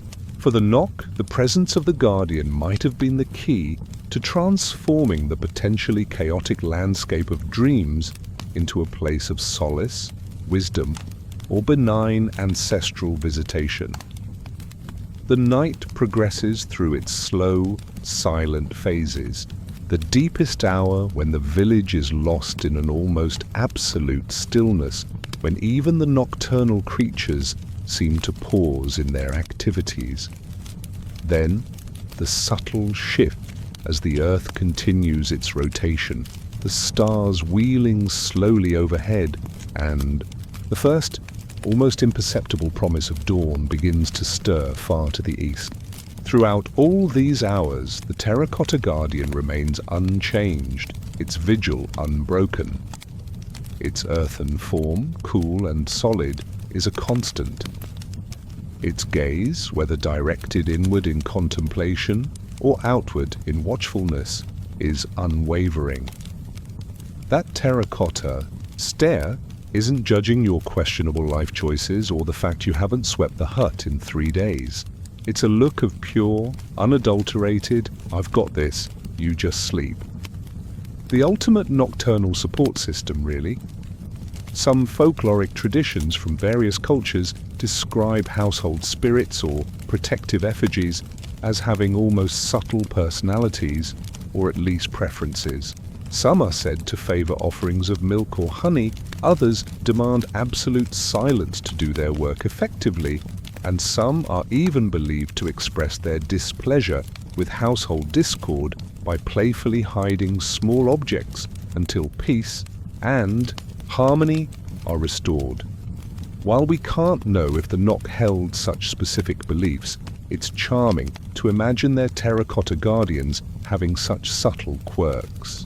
Perhaps one guardian was known to ensure particularly vivid and insightful dreams if offered a small piece of kola nut, while another was believed to be especially effective at warding off the spirits that caused fevers in children, its presence almost radiating a cool, calming energy. These small, personalized beliefs would only deepen the connection between the family and their silent protector. The darkness in the hut is now less absolute. A faint, pearly grey light begins to filter through the doorway and the small window openings. The stars outside are beginning to fade, their brilliance yielding to the approaching sun. The chorus of the crickets softens, and soon the first birds will begin to stir, their songs heralding the new day. Your night under guardian eyes has been one of deep peace, of untroubled rest. You awaken feeling refreshed, restored, ready to meet the challenges and opportunities of the coming day, perhaps with a quiet, almost unconscious nod of gratitude to the silent, steadfast figure that has shared your nocturnal space, a timeless sentinel of clay. The first tender rays of dawn are beginning to paint the eastern sky in soft hues of rose and gold, and a gentle warmth spreads across the land, coaxing life back into the sleeping village. You awaken from your peaceful slumber, the night having passed under the silent, watchful gaze of your terracotta guardian, a night free from disturbance, filled perhaps with calm and restorative dreams. As the human world stirs, let us now softly tread into the unseen landscape of the Nok belief system, the spiritual world that likely shaped their lives, their art, and their profound need for such nightly protectors. For the Nok, as for so many ancient peoples living in intimate communion with the natural world, the reality they perceived was not limited to what could be seen with the physical eye or touched with the hand. Their world was undoubtedly alive, vibrant, and teeming with unseen forces, spirits, and subtle energies that permeated every rock, every tree, every rustling leaf, and every drop of water. The majestic Inselbergs that dotted their landscape were not just stone. They were likely the abodes of powerful earth spirit. The rivers that snaked through the savannas bringing life-giving water were not mere conduits but living entities, their currents perhaps the embodiment of a flowing deity. Animals too, from the smallest insect to the largest elephant, would have been seen as possessing their own unique spirit, their own wisdom, their own place within the sacred order of existence. You wouldn't want to offend the spirit of the particularly grumpy-looking baobab tree down the path by, say, carving your initials into it. It might just decide to drop all its heaviest fruit on your hut during the next windstorm. Best to keep all local deities, flora and fauna, on your good side with a respectful nod and perhaps the occasional offering of well-fermented fruit juice. And then there were the ancestors. In many traditional West African belief systems, a cornerstone that likely had deep roots extending back into Nok times, the deceased are not truly gone. They remain a vital, active presence in the lives of their descendants, capable of influencing fortunes, offering guidance, or, if neglected or angered, causing trouble. These ancestral spirits watched over the family, upheld traditions, and served as crucial intermediaries between the world of the living and the more potent forces of the cosmos. The Nok Terracotta figures, with their often individualized features and dignified miens, are frequently interpreted by scholars as representations of such revered ancestors, their earthy forms a tangible link to the lineage and a focus for respect and ritual. Keeping the ancestors happy through offerings and remembrance was paramount to ensuring the well-being of the community. Dreams in this spiritually charged world were far more than random firings of the sleeping brain. They were a vital bridge, a porous boundary between the everyday world and the vast, often bewildering expanse of the spirit realm. A dream could be a direct message from an ancestor, offering advice or a warning. It could be a prophecy, a glimpse into the future, or a symbolic journey undertaken by the sleeper's own soul. Interpreting dreams would have been a serious matter, perhaps even the domain of specialized individuals within the community, wise elders, diviners, or spiritual leaders who could unravel the often cryptic symbolism and discern the meaning for the individual or the village. If you dreamt your prize-winning yam suddenly grew legs and ran off to join a traveling circus, that wasn't just a weird cheese dream after too much fermented millet porridge. That was a message. From whom? And about what? That's where things got complicated, probably involving a long, hushed chat with Grandma Econ, who knew all the spiritual gossip and could tell you if it meant a bountiful harvest or that your cousin was about to make a very questionable life decision. Nightmares, then, were not simply bad dreams. They could be perceived as genuine spiritual assaults, attempts by malevolent forces to disturb, harm, or steal a piece of the sleeper's soul. This is where the role of a dedicated sleep guardian becomes so vividly apparent, a steadfast protector against such nocturnal incursions. While we have no Nok scriptures to outline their pantheon, it's plausible they, like many other African cultures, recognized a hierarchy of spiritual beings. Perhaps there was a supreme creator god, a distant, all-powerful entity responsible for the initial ordering of the cosmos, but often too remote for direct, everyday interaction. Beneath this supreme being, a host of lesser deities or nature spirits might have held sway over specific aspects of life.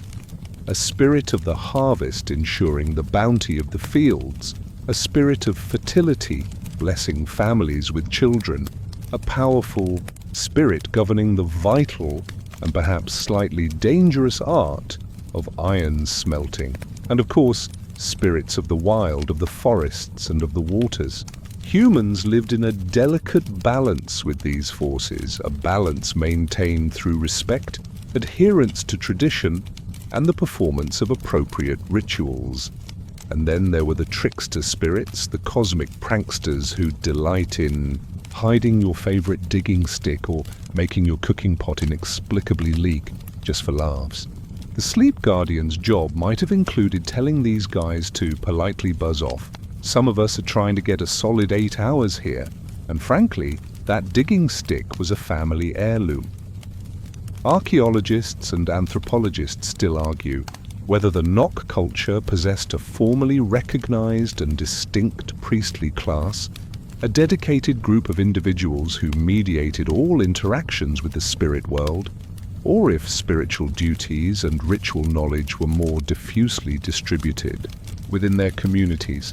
Perhaps elders, lineage heads, or even highly skilled artisans like the master terracotta sculptors or the knowledgeable iron smelters also performed key ritual functions, their specialized skills giving them a unique connection to certain spiritual forces. Ritual, in such a world, was not an occasional obligation, but the very breath of life. It was through ritual, offerings, perhaps symbolic sacrifices, communal dances, sacred chants, the careful observance of taboos, that harmony was maintained between the human community and the spirit world. Shrines would have been important, focal points for these interactions. Some might have been grand, communal affairs, perhaps in sacred groves or near prominent natural landmarks. Others would have been more personal, household shrines dedicated to family ancestors, or even small individual altars. The terracotta figures, including our imagined sleep guardians, would have found their place within this ritual landscape, acting as conduits, as focal points for prayer, or as embodiments of the spirits themselves. Some cross-cultural studies of dream interpretation and spiritual protection in non-literate societies have unearthed a fascinating tidbit. Figures seen in nightmares are sometimes not interpreted as purely evil or inherently malevolent entities. Instead, they can be viewed as powerful spirits whose attention has been drawn to the dreamer for a specific reason. Perhaps an unintentional breaking of a taboo, a forgotten promise to an ancestor, or a neglected ritual offering. The nightmare, in this context, is not an attack but a forceful communication, a spiritual wake-up call to rectify an imbalance. The role of a sleep guardian, then, might not always have been to aggressively repel all spiritual contact, but perhaps to mediate it, to buffer the sleeper from the raw intensity of the message, or to ensure that only benign or necessary communications got through while filtering out the truly harmful or chaotic. What of the Nok concept of the soul, or the life force that animated a person? Did they believe it was a single entity, or, like some other African cultures, did it have multiple parts, some of which might indeed wander from the body during sleep or in trance states? If the soul could travel, it would need protection on its nocturnal journeys, another crucial role for a steadfast guardian. And their views on the afterlife? The care with which some Nok figures were seemingly associated with burial contexts, even if often found fragmented, suggests a belief in a continued existence beyond death, a journey to another realm. The sleep guardians who protected the soul in the vulnerable state of sleep might also have been seen as offering a similar protection to the soul as it embarked on its final, ultimate journey. The perforated eyes, nostrils, and mouths that are so characteristic of Nok Terracotta art take on an even deeper significance in this spiritual context. They were not merely stylistic quirks or practical necessities for firing. They could have symbolized the figure's ability to see into the spirit world, to breathe the breath of life or spiritual energy, to speak or chant on behalf of the living, or to hear the whispers of the ancestors. The sleep guardians, therefore, were not just passive, silent statues. They were active intermediaries, participants in the ongoing dialogue between the human realm and the unseen tapestry of spirits, ancestors, and cosmic forces.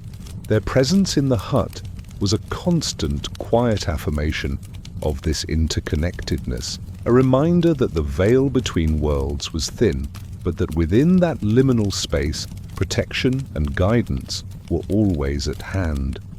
As you continue to rest, feel the gentle pulse of this ancient, spiritual ecosystem, a world where the earth itself was alive, and where even the deepest sleep was a journey watched over by silent, knowing eyes of clay.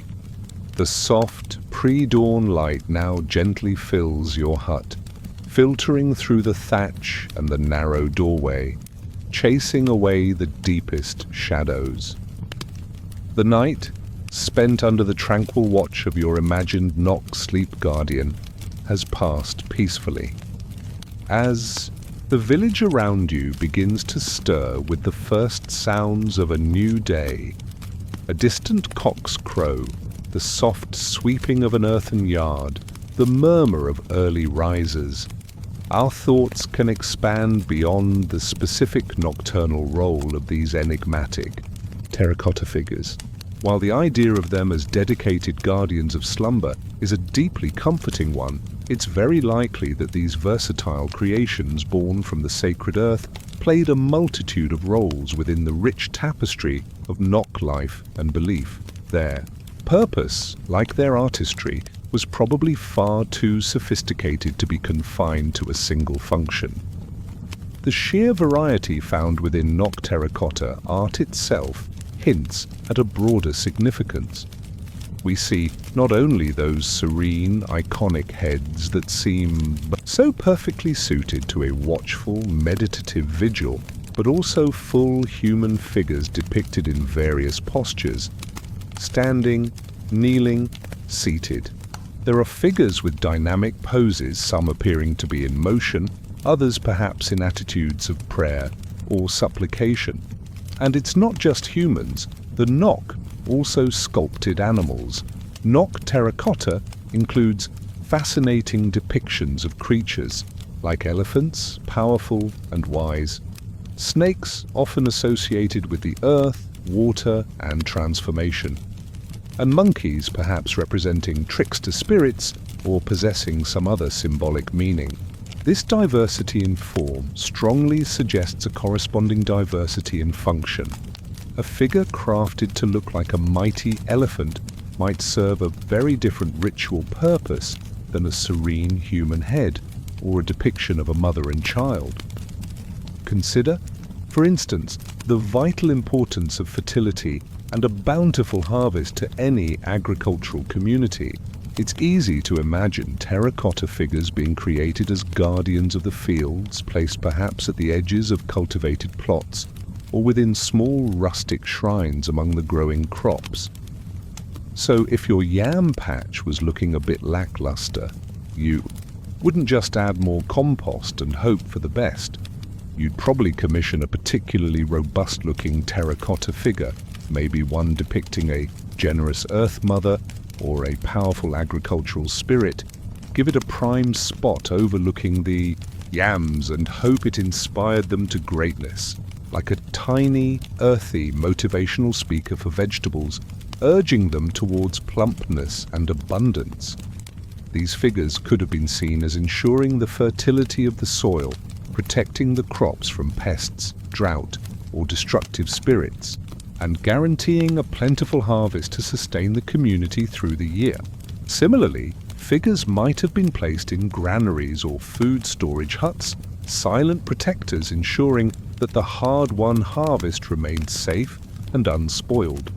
Figures depicting mothers with children, or those with exaggerated feminine characteristics, could well have been central to rituals aimed at ensuring human fertility, safe childbirth, and the health of infants. The clay itself, so intrinsically linked to the Earth's procreative power, would have made these figures potent symbols in such vital rites. The connection to ancestors, which we touched upon in the context of sleep guardians, likely extended far beyond the night. Many of the human figures, with their individualized features and elaborate adornments, are widely believed to represent specific ancestors. These wouldn't just be passive memorials, they would be active spiritual presences. Within the household or the community, imagine a family gathering to consult with the terracotta likeness of a revered grandparent or a founding lineage head. Got a big decision to make, like whether to trade your prize goat for that shiny new iron hoe your neighbor is showing off. You'd probably have a quiet chat with great Auntie Adana's terracotta likeness, perhaps leaving a small offering of millet beer at its base. "What do you think, Auntie Adana?" you might whisper. "Is it a good deal, or will I end up with a rusty hoe and a very smug-looking goat who knows he got the better end of the bargain?" Her dignified clay silence would, of course, be interpreted with profound wisdom, guiding the family's choices. These figures could have been focal points for seeking advice, resolving disputes, or simply maintaining a tangible connection to the wisdom and protection of those who came before. Furthermore, the artistry and resources invested in some of the larger and more elaborate terracotta sculptures suggest they may have also served as markers of status, identity, and social memory. Having a particularly large and ornate terracotta figure prominently displayed in your family compound, or perhaps a collection of ancestral heads passed down through generations, wasn't just about aesthetics. It was the Nok equivalent of having a really fancy car parked in the driveway, or a wall full of academic degrees silently saying, "Yes, my ancestors were important people, my lineage is strong, and my yams are probably bigger than yours too." These figures could have visually narrated a family's history, their connections to powerful spiritual forces, or their standing within the wider community. They were, in a sense, living genealogies, three-dimensional archives of identity and prestige. Archaeologists continue to debate whether the primary impetus for the creation of the diverse range of Nok Terracotta was rooted more deeply in ancestor cults designed to honor and appease the dead, in territorial marking, with figures perhaps delineating boundaries or sacred sites, in agricultural rites focused on ensuring the fertility of the land and people, or, most likely, a complex combination of these with different figure types, potentially serving distinct, though possibly overlapping functions within their society. The truth is, probably, that these categories weren't as rigidly separated in the Nok worldview as we might try to make them today. Given that some Nok terracotta pieces depict figures appearing emaciated or with features suggestive of disease or ailment, it's also plausible that some of these sculptures played a role in healing rituals. They might have been used by traditional healers or spiritual specialists to diagnose illness, to invoke healing spirits, or to act as a kind of spiritual scapegoat, drawing the sickness out of the afflicted person and into the clay form. The creation of such a figure could have been part of the healing process itself, its features perhaps even mirroring the sufferer's ailment. And then, through ritual, the sickness would be transferred and the figure either cleansed or respectfully disposed of. This brings us to a quirky, though speculative, thought. In some cultures around the world, when dealing with persistent misfortune, illness, or what's perceived as a spiritual attack, small, often roughly made figures or spirit traps are created. The specific purpose of these items is to lure the negative spirit, the sickness, or the bad luck into the object.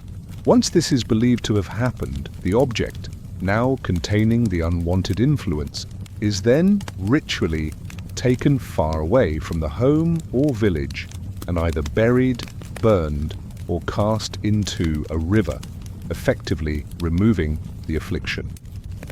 While the grand and carefully crafted Nok Terracotta figures seem far too substantial and valuable for such easy disposal, it's not impossible that specific, perhaps smaller, cruder, or more ephemeral clay items served such a temporary, apotropaic role in their spiritual toolkit. The more permanent terracotta figures, like our sleep guardians, would then represent the more constant, benevolent, and protective forces in their lives. The idea of guardians protecting thresholds and boundaries could also extend beyond the sleeping hut. Larger figures, or perhaps specific types of animal sculptures, might have been placed at the main entrances to a village, acting as communal protectors, their imposing presence warding off human enemies, dangerous wild animals, or unseen negative forces from the surrounding bush. Pathways between villages, important river crossings, or sacred natural sites like springs, groves, or unusual rock formations might also have been marked and protected by such terracotta sentinels. They would serve as constant reminders of the spiritual forces at play and of the community's identity and its claimed territory. It's crucial to remember that these potential roles, sleep guardian, ancestor conduit, fertility charm, status, marker, healing aid, or boundary protector, were likely not mutually exclusive in the minds of the Nok people. A single, beautifully crafted terracotta figure representing a revered ancestor placed within a family hut could easily have been seen as offering protection during sleep, guidance in daily affairs, a blessing for fertility, and a symbol of the family's enduring lineage, all at the same time. The Nok worldview was likely holistic, with the spiritual and the practical, the night and the day, the individual and the community, all deeply interconnected. Their terracotta figures, therefore, were probably equally fluid and multifaceted. In their significance, their earthy forms capable of holding a multitude of meanings and serving a spectrum of needs. As the sun climbs higher and the Nok village fully awakens to the tasks and interactions of a new day, you can see how these silent clay watchers, having guarded the night, might seamlessly transition into other roles, their serene or powerful presence a constant feature in the vibrant, complex world of this enigmatic ancient culture.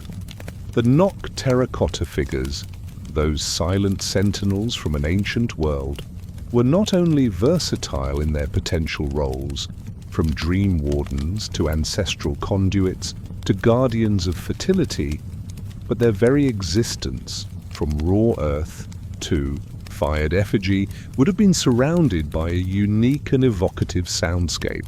As you continue to relax, letting the quiet of your own space deepen around you, let us lend our ears to the past and listen to the imagined whispers, the earthy rhythms, and the fiery crescendos that might have formed the song of these clay guardians. Our journey into this ancient auditory world begins, as the figures themselves did, with the clay. Imagine the sounds of its gathering, the soft, rhythmic thud of a wooden or stone digging tool breaking the surface of damp, yielding earth near a riverbank or a known clay pit. The slightly wetter squelch and suck as a rich handful of clay is pulled free, heavy and cool. The gentle trickle of water, perhaps from a calabash, being poured onto a drier patch to soften it, or the subtle splash as impurities are rinsed away. Then back in the village, the preparation continues, each stage with its own distinct sonic texture. The rhythmic slapping, squishing, and resonant patting of the clay as it's kneaded by strong, practiced hands, a sound both grounding and deeply connected to the artisan's labor. The faint, gritty whisper as temper, sand or crushed pottery, is carefully blended in, a dry counterpoint to the moist clay. You can almost hear the focused breaths of the artisan, a soft, steady rhythm accompanying their work. Then comes the sculpting, the delicate art of giving form to the silent watcher. Here the sounds become even more refined. The gentle, almost melodic scraping of a smooth wooden tool across the clay's surface, shaving away tiny imperfections, defining a curve, sharpening a line. The soft, precise tapping as separate pieces of clay, an arm, an ear, an element of an elaborate coiffure, are carefully joined and luted to the main form. If the artisan hummed or chanted softly as they worked, as some traditions suggest, their voice would be a low, soothing drone, a personal song woven into the very fabric of the emerging figure. Imagine the Nok artisan humming a little tune while sculpting, perhaps a prehistoric chart topper like "My Clay Heart Will Go On" or "Don't Go Breaking My Terracotta." Strictly instrumental, of course, predating actual lyrics by a few millennia, but full of intent. The burnishing process, too, would have its own sound, the smooth, almost silent glide of a polished stone or a piece of hard wood over the leather-hard clay, creating a surface that whispers under the touch, a sound like silk being drawn across. Silk! And then, after the long, patient drying, comes the most dramatic movement in the clay's song, the fiery transformation in the kiln. While the precise details of Nok kiln structures are not perfectly understood by archaeologists today, ancient pottery firing generally involved either open firings, essentially sophisticated bonfires where the figures were carefully stacked and surrounded by fuel, or relatively simple updraft kilns built from earth or stone. Either method would have produced a powerful and distinct symphony of sounds. Picture the initial stacking of dried wood, the rustle and clatter as fuel is arranged around the precious sun-baked clay figures. Then the sound of the fire catching, a small crackle at first, then a growing, hungry roar as it consumes the wood, flames leaping and dancing, painting the surroundings in a flickering, intense light. The air itself would shimmer and hum with the sheer force of the heat. From within the heart of this inferno, the clay figures themselves would contribute to the chorus. As the temperature rose, any remaining moisture within the clay would turn to steam, hissing and whispering as it escaped through the pores of the material and the carefully perforated eyes, nostrils, and mouths of the sculptures. This wasn't the clay complaining about the heat, though who could blame it if it did? It was more like its spa day, a very, very hot spa day, where it sweats out all its impurities and emerges stronger, harder, and ready to face the world. Or, the quiet corner of a Nok hut for centuries to come. The intense heat might cause the surrounding earth of a simple kiln to crackle, or the stacked wood to shift and settle with loud reports. This was the clay's fiery song, a dangerous but essential passage to achieve its enduring terracotta form. As the firing reached its peak and the fuel began to be consumed, the sounds would gradually change. The fierce roar of the flames would soften, subsiding into a deep, resonant crackle like 1,000 tiny conversations. And as the kiln or bonfire slowly cooled over many hours, perhaps even days, the newly transformed terracotta figures would make their own subtle music, faint pings, soft ticks, almost inaudible tinkling sounds as their molecular structure settled, as they contracted ever so slightly in the cooling air. It was the sound of the guardians settling into their final, immutable form, their song of fire fading into a song of stone-like permanence. Once cooled and carefully removed from the ashes of the kiln, the terracotta guardian, now hard and resonant, would carry a new kind of sound potential into the home. It wouldn't speak in a human voice, of course, but its very presence would shape the soundscape of the hut. Its dense, earthy form might absorb some sounds, creating an atmosphere of deeper quiet around it. If you listened really closely late at night, when all other sounds had faded, you might imagine hearing the faintest whisper of its indwelling spirit, or perhaps the almost imperceptible whoosh of the night breeze as it passed through the perforations in its eyes and mouth. If you were to gently tap its surface, it would produce a dull, resonant thud, the sound of ancient earth made solid. If it were moved, its base would scrape softly against the packed earth floor or the woven mat upon which it stood. Ethnomusicologists and archaeologists still debate whether the consistently perforated features seen in Nok Terracotta, those hollowed-out eyes, nostrils and mouths, might have had an acoustic purpose beyond the purely practical one of allowing air to escape during the intense firing process. Could these openings have been designed to interact with the wind in a specific way, creating very subtle, almost subliminal whistling or humming sounds when placed in a drafty hut or an outdoor shrine? Or were they perhaps used in rituals involving breath, where an officiant might blow smoke or whisper invocations directly into these orifices, effectively giving the figures a form of ritual voice or activating their spiritual power? The possibilities are intriguing and add another layer to their mystique. Any rituals associated with the guardians, especially if they were seen as sleep protectors or ancestral figures, would also have their own soundscape. Imagine soft, repetitive chanting, prayers whispered in the quiet of the evening, the words perhaps unintelligible to us now, but filled with meaning and reverence for the Nok. The gentle rustle of offerings, a handful of dried grain poured carefully at its base, sacred, leaves laid before it, each sound a small token of respect.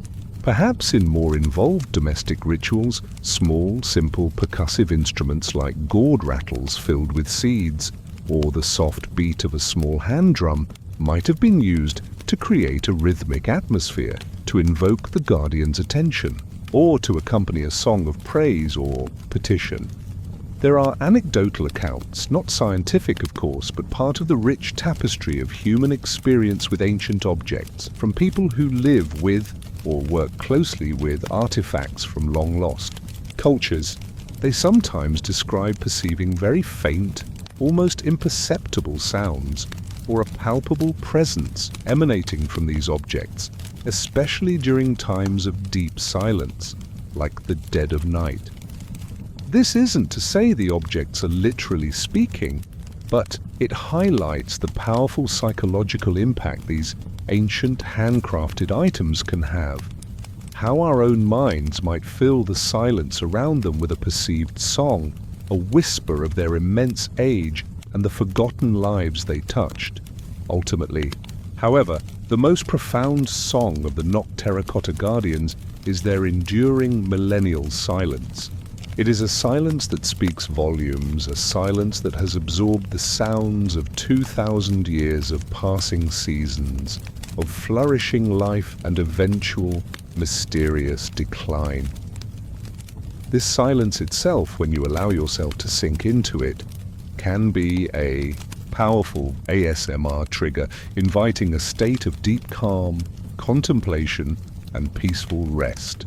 Their true song is not one of notes and melodies, but of the profound peace and security they were intended to inspire, the quiet hum of protection that allowed a household, a village, to sleep soundly under their ever-watchful, though unseeing, eyes of clay.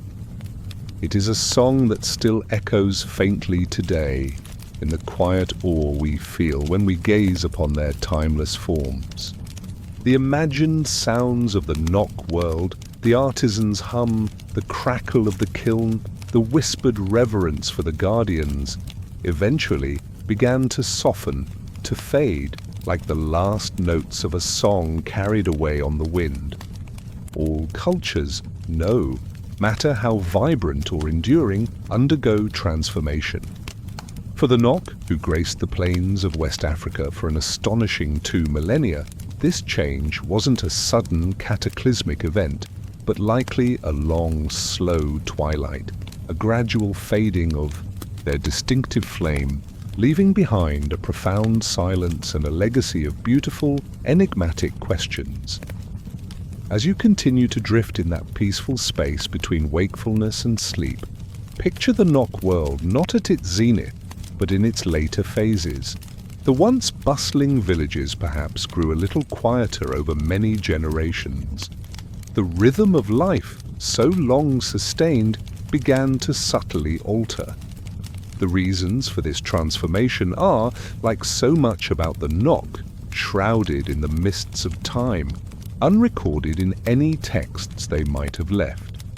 There is no single, universally accepted explanation for why the distinctive Nok culture, particularly their prolific production of terracotta art, appears to have declined and eventually ceased around 500 AD. Theories are varied and include the pressures of significant climate change leading to prolonged droughts and widespread resource scarcity, the cumulative effects of internal societal pressures or shifts in power, or perhaps a gradual assimilation by or integration into later cultures that rose to prominence in the region.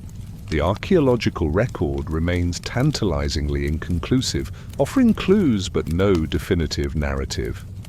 Imagine perhaps the climate itself subtly shifting over centuries. The reliable rains that nourished the millet and fonio fields might have become less predictable, the dry seasons longer and harsher. The savannas, once lush and supportive of abundant game, might have slowly yielded to more arid conditions, making agriculture more challenging, forcing communities to adapt, to move, or to compete for dwindling resources. The vast quantities of timber required for their advanced iron smelting, carried out over so many centuries, could have led to deforestation in certain areas, impacting local ecosystems, water sources, and the availability of fuel, not just for industry, but for the very hearth fires that warmed their homes and the kilns that birthed their terracotta figures. It wasn't like they all just packed their terracotta bags one Tuesday and moved to a mythical Nok retirement village in the sky, of course. It was probably a slow fade, like that one band you loved in your youth that just stopped making new music, and you only noticed years later the silence gradually replacing the familiar sound. Internal pressures, too, could have played a significant role. Over such a long period, social structures can evolve, shift, and sometimes fracture. New leadership ideals might have emerged, or perhaps existing hierarchies faced challenges from within. The intricate network of communities that shared the Nok cultural traits might have slowly drifted apart, their bonds weakening as local identities and priorities diverged. Or perhaps new peoples with different traditions and technologies began to migrate into the Nok territories, leading to competition for land and resources, or to a slow process of cultural blending and assimilation, where Nok traditions were not entirely lost, but rather transformed and woven into new cultural tapestries. Did they get abducted by aliens who were particularly fascinated by their excellent hairstyles and advanced understanding of metallurgy? Probably not. Though, if Aliens were looking for top-notch ancient hairdos and surprisingly early ironworking skills. The Nok would definitely be on their scouting list. More likely, the reasons for their fading were far more terrestrial and complex, a confluence of environmental, social, and perhaps even epidemiological factors, like diseases sweeping through populations that had little defense.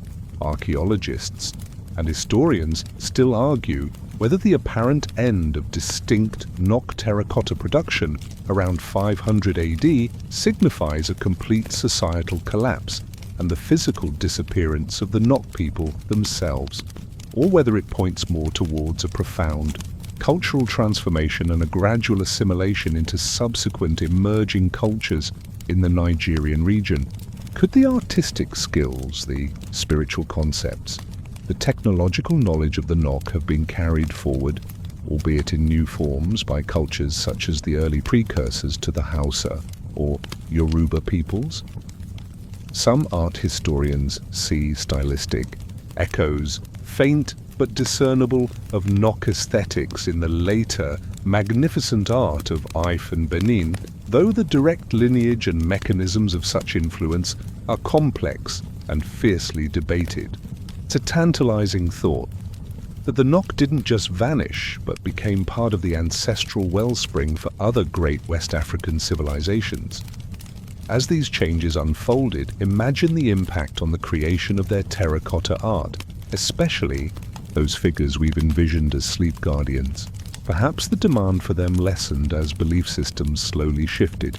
The specialized knowledge of the master artisans, the secrets of finding the best clay, of achieving those distinctive features, of successfully firing such large and complex pieces, might have been passed on to fewer and fewer apprentices.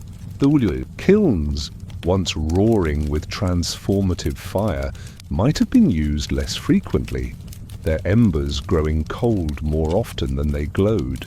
The figures themselves might have slowly changed in style, perhaps becoming simpler, less elaborate, or perhaps new forms of spiritual expression began to take precedence.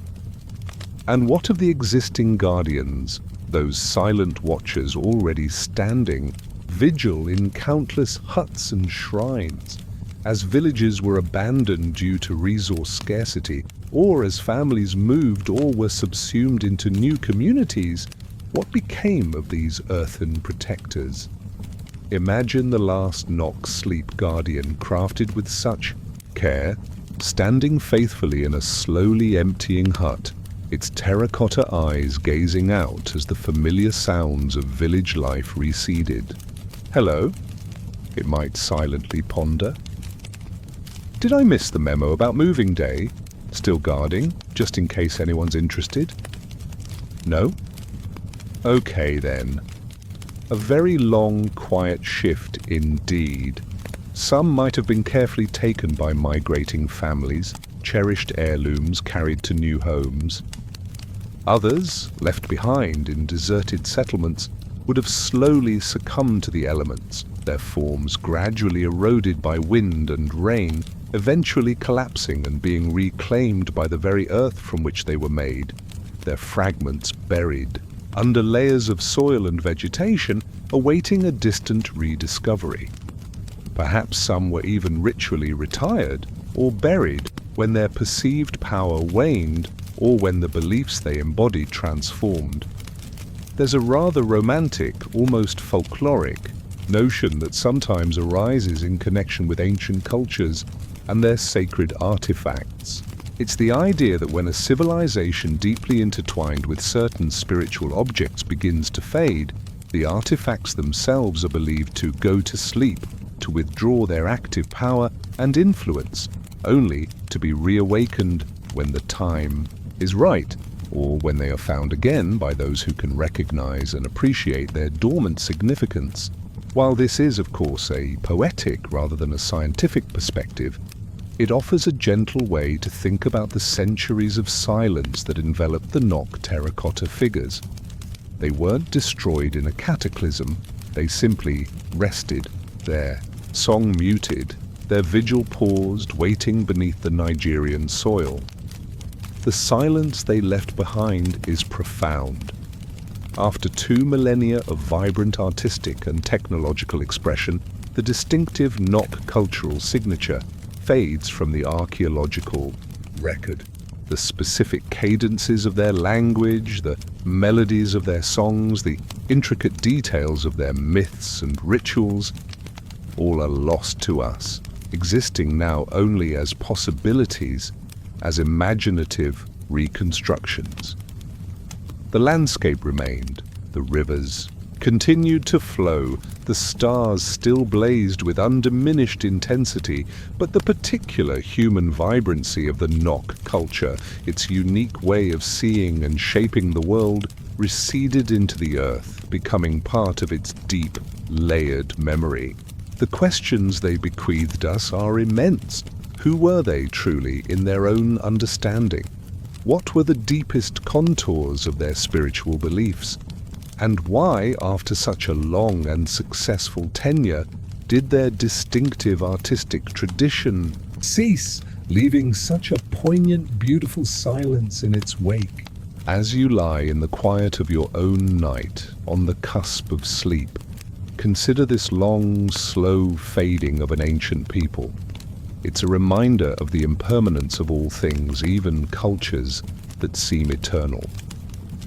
Yet it's also a testament to the enduring power of what they left behind, their art, their innovations, and the mystery that continues to draw us in, inviting us to listen to the echoes in their silence. The Nok may have faded from the active stage of history, but their departure was not an ending, merely a pause before their rediscovery, a quiet prelude to their re-emergence into the light of our curiosity and wonder. The long twilight of the Nok culture eventually deepened into a night of centuries. Their iron furnaces cooled for the last time. The rhythmic chants of their artisans faded into the rustling grasses, and their terracotta guardians, if they still, stood vigil, watched over settlements that grew ever quieter, perhaps eventually returning to the wild earth from which they came. For well over 1,000 years, the Nok and their extraordinary artistic achievements lay dormant, a forgotten chapter in the vast, unfolding story of West Africa, their secrets buried beneath layers of soil, their song muted by the passage of immeasurable time. The Nigerian landscape, with its sun-baked plains and ancient rock formations, held these treasures close, awaiting a moment, an accidental nudge that would bring them blinking back into the light. That moment, or rather, series of moments, began to unfold in the early to mid-20th century, not through grand archaeological expeditions initially, but as an almost casual byproduct of a very different kind of earth-moving, colonial-era tin mining operations on the Jos Plateau and surrounding areas. As miners dug into the alluvial deposits, sifting the earth for cassiterite, the ore of tin, they occasionally unearthed something far more mysterious. Fragments of ancient pottery and sometimes, astonishingly, near-complete terracotta heads and figures unlike anything known before. It wasn't like the Nok left a detailed treasure map saying X marks the spot for surprisingly well-preserved 2,000-year-old pottery, please dig carefully. It was more like, oops, was that an ancient masterpiece of sub-Saharan art or just a really stubborn, oddly shaped rock? A happy accident for history, if perhaps a bit stressful, and confusing for the tin miners just trying to do their day's work. While local Nigerian populations in these areas were likely familiar with such finds, perhaps incorporating them into local folklore or shrines without full knowledge of their immense antiquity or broader cultural significance, it wasn't until 1943 that the wider world began to awaken to the Nok legacy. In that year, a particularly striking terracotta head, which had been unearthed by a miner, was brought to the attention of a young British archaeologist named Bernard Fagg. Fag was then working as an administrative officer in Nigeria, but his passion was archaeology. He recognized immediately that this was something special, something ancient, and stylistically unique. This initial find, discovered near the small village of Nok in Kaduna State, is what eventually gave its name to the entire culture. You can imagine Bernard Fag looking at that first intricately detailed head with its characteristic triangular eyes and elaborate hairstyle and thinking, this doesn't look like your average garden gnome that someone's misplaced. Probably followed by a lot of excited telegrams to colleagues, a sudden increase in the local demand for tiny archaeological brushes, and the dawning realization that he was on the cusp of uncovering a major lost civilization. Bernard Fag's insight and subsequent dedicated research were pivotal. He began to collect more of these figures, to visit the sites where they were found, and to meticulously document their characteristics. He realized that these were not isolated curiosities, but remnants of a widespread and sophisticated culture that had flourished for an incredibly long time, a culture that had not only mastered the art of terracotta sculpture on a grand scale, but had also, it turned out, been among the earliest iron smelters in sub-Saharan Africa. The Nok culture, as Fag and later archaeologists defined it, began to emerge from the earth, clay fragment by clay fragment, like a giant ancient jigsaw puzzle. The astonishing nature of these finds sent ripples through the academic world and beyond.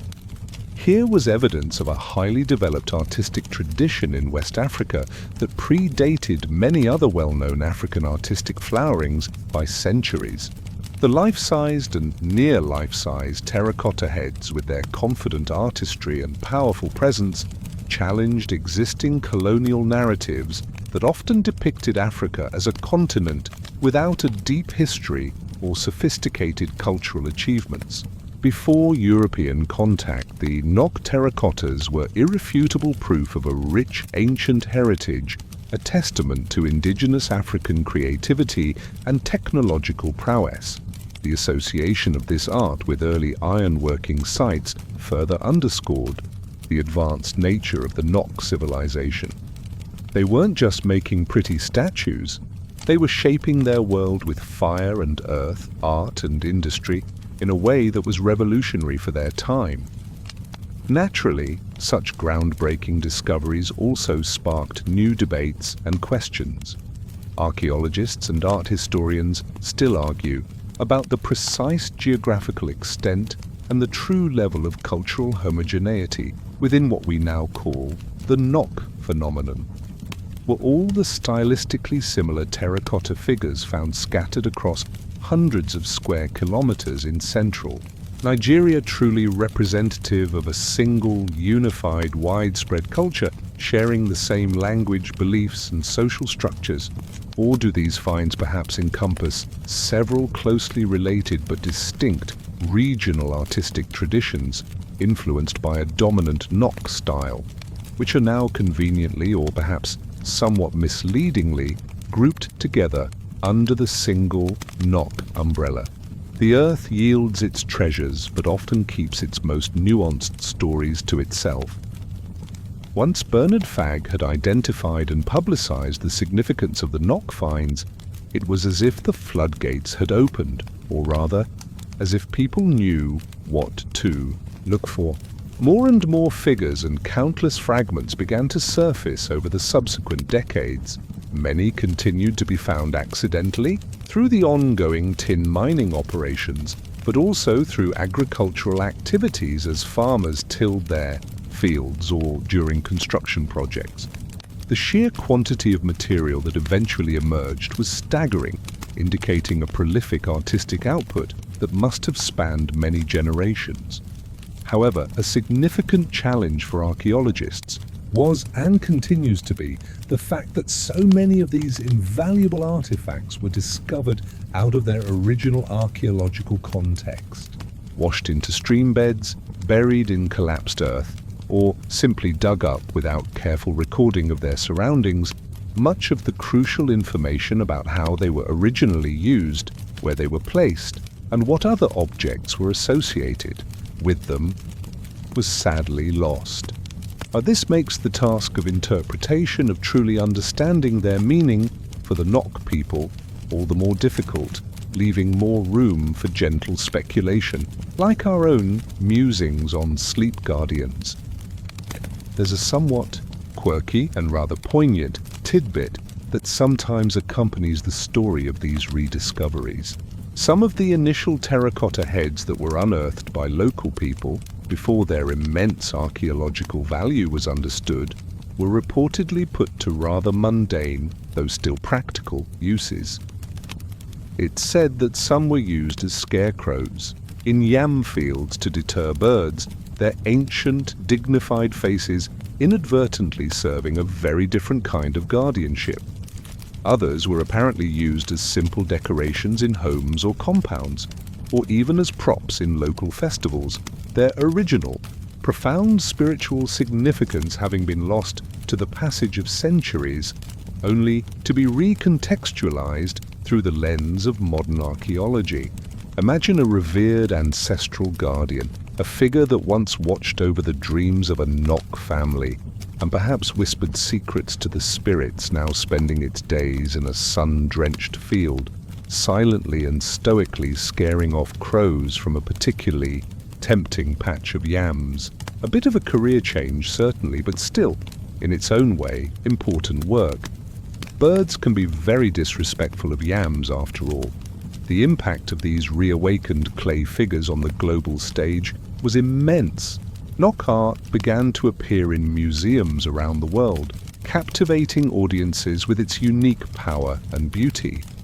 It sparked a new wave of research and a deeper interest in the ancient civilizations of Africa, contributing to a richer, more complex understanding of the continent's history.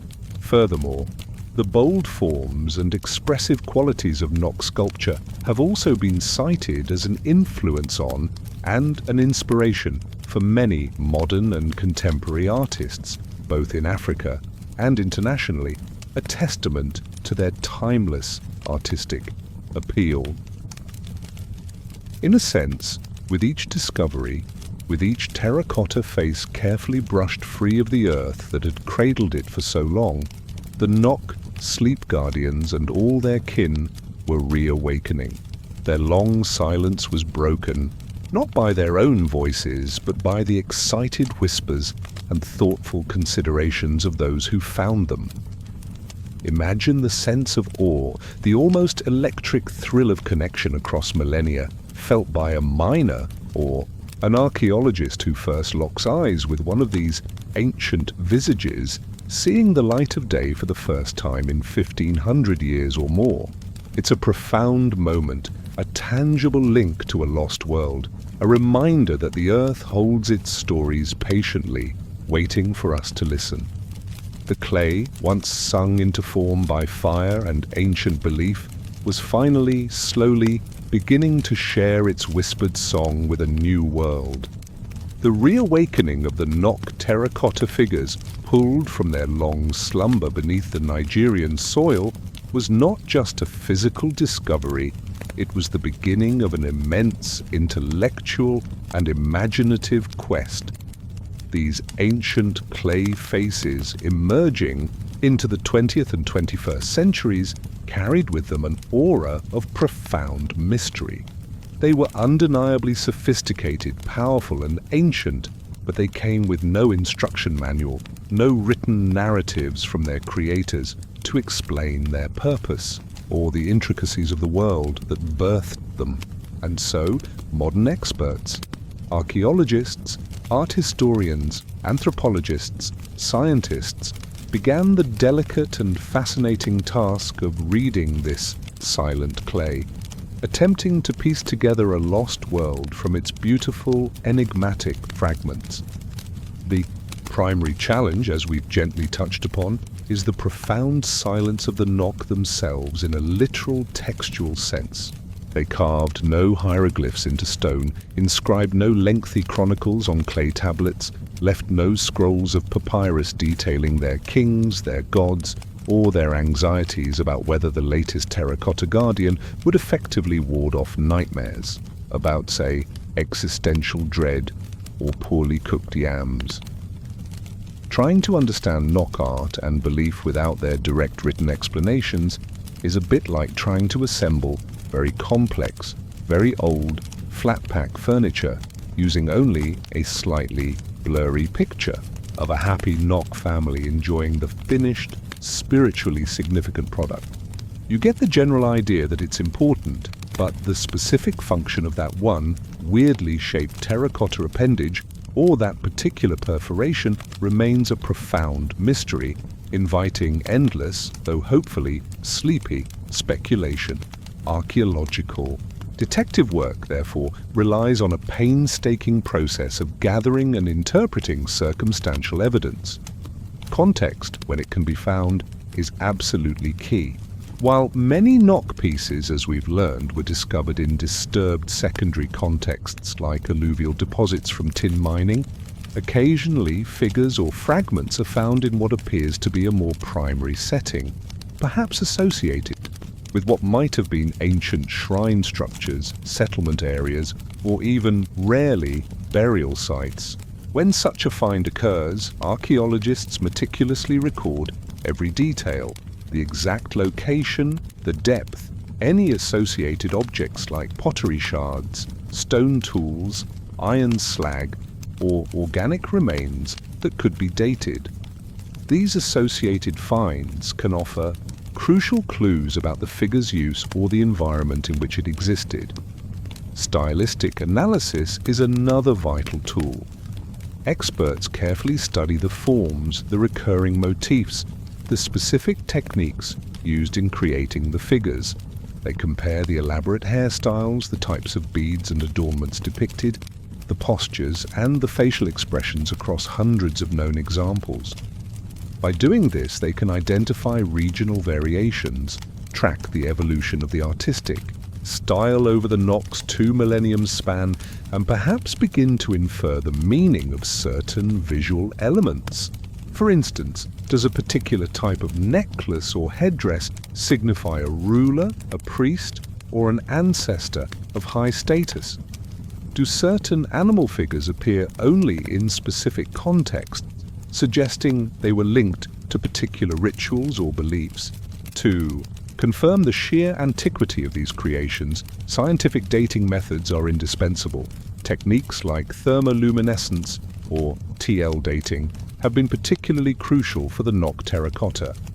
This method can determine the last time the clay object was fired to a high temperature, essentially dating the moment of its creation in the kiln.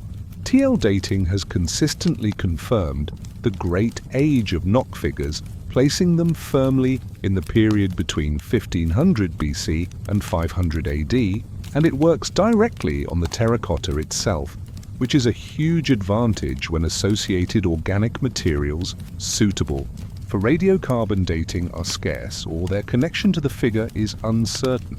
Alongside dating, material analysis of the clay composition and the tempers used can reveal information about Nok technology, their knowledge of local geological resources, and even potential trade or exchange networks if clay from specific, identifiable sources was used for figures found far from that source. Interpreting the iconography, the meaning behind the forms and symbols, is perhaps the most challenging and subjective part of reading the silent clay. What exactly did these human figures represent to the Nok?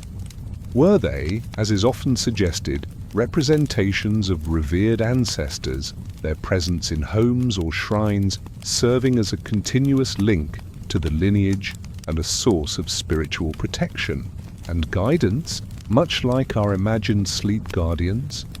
Or were some of them depictions of deities from a complex Nok pantheon that we no longer know the names of?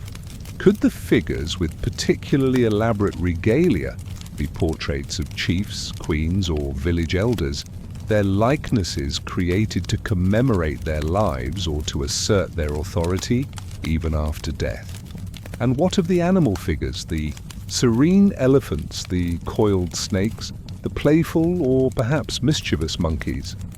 Were they symbols of specific clans, spirits of the wild, or embodiments of particular attributes like wisdom, transformation, or agility? Each interpretation is a carefully constructed hypothesis based on comparisons with other artistic traditions, anthropological theories, and the subtle clues held within the figures themselves. The great difficulty, of course, lies in avoiding the imposition of our own modern cultural biases or assumptions onto these ancient objects.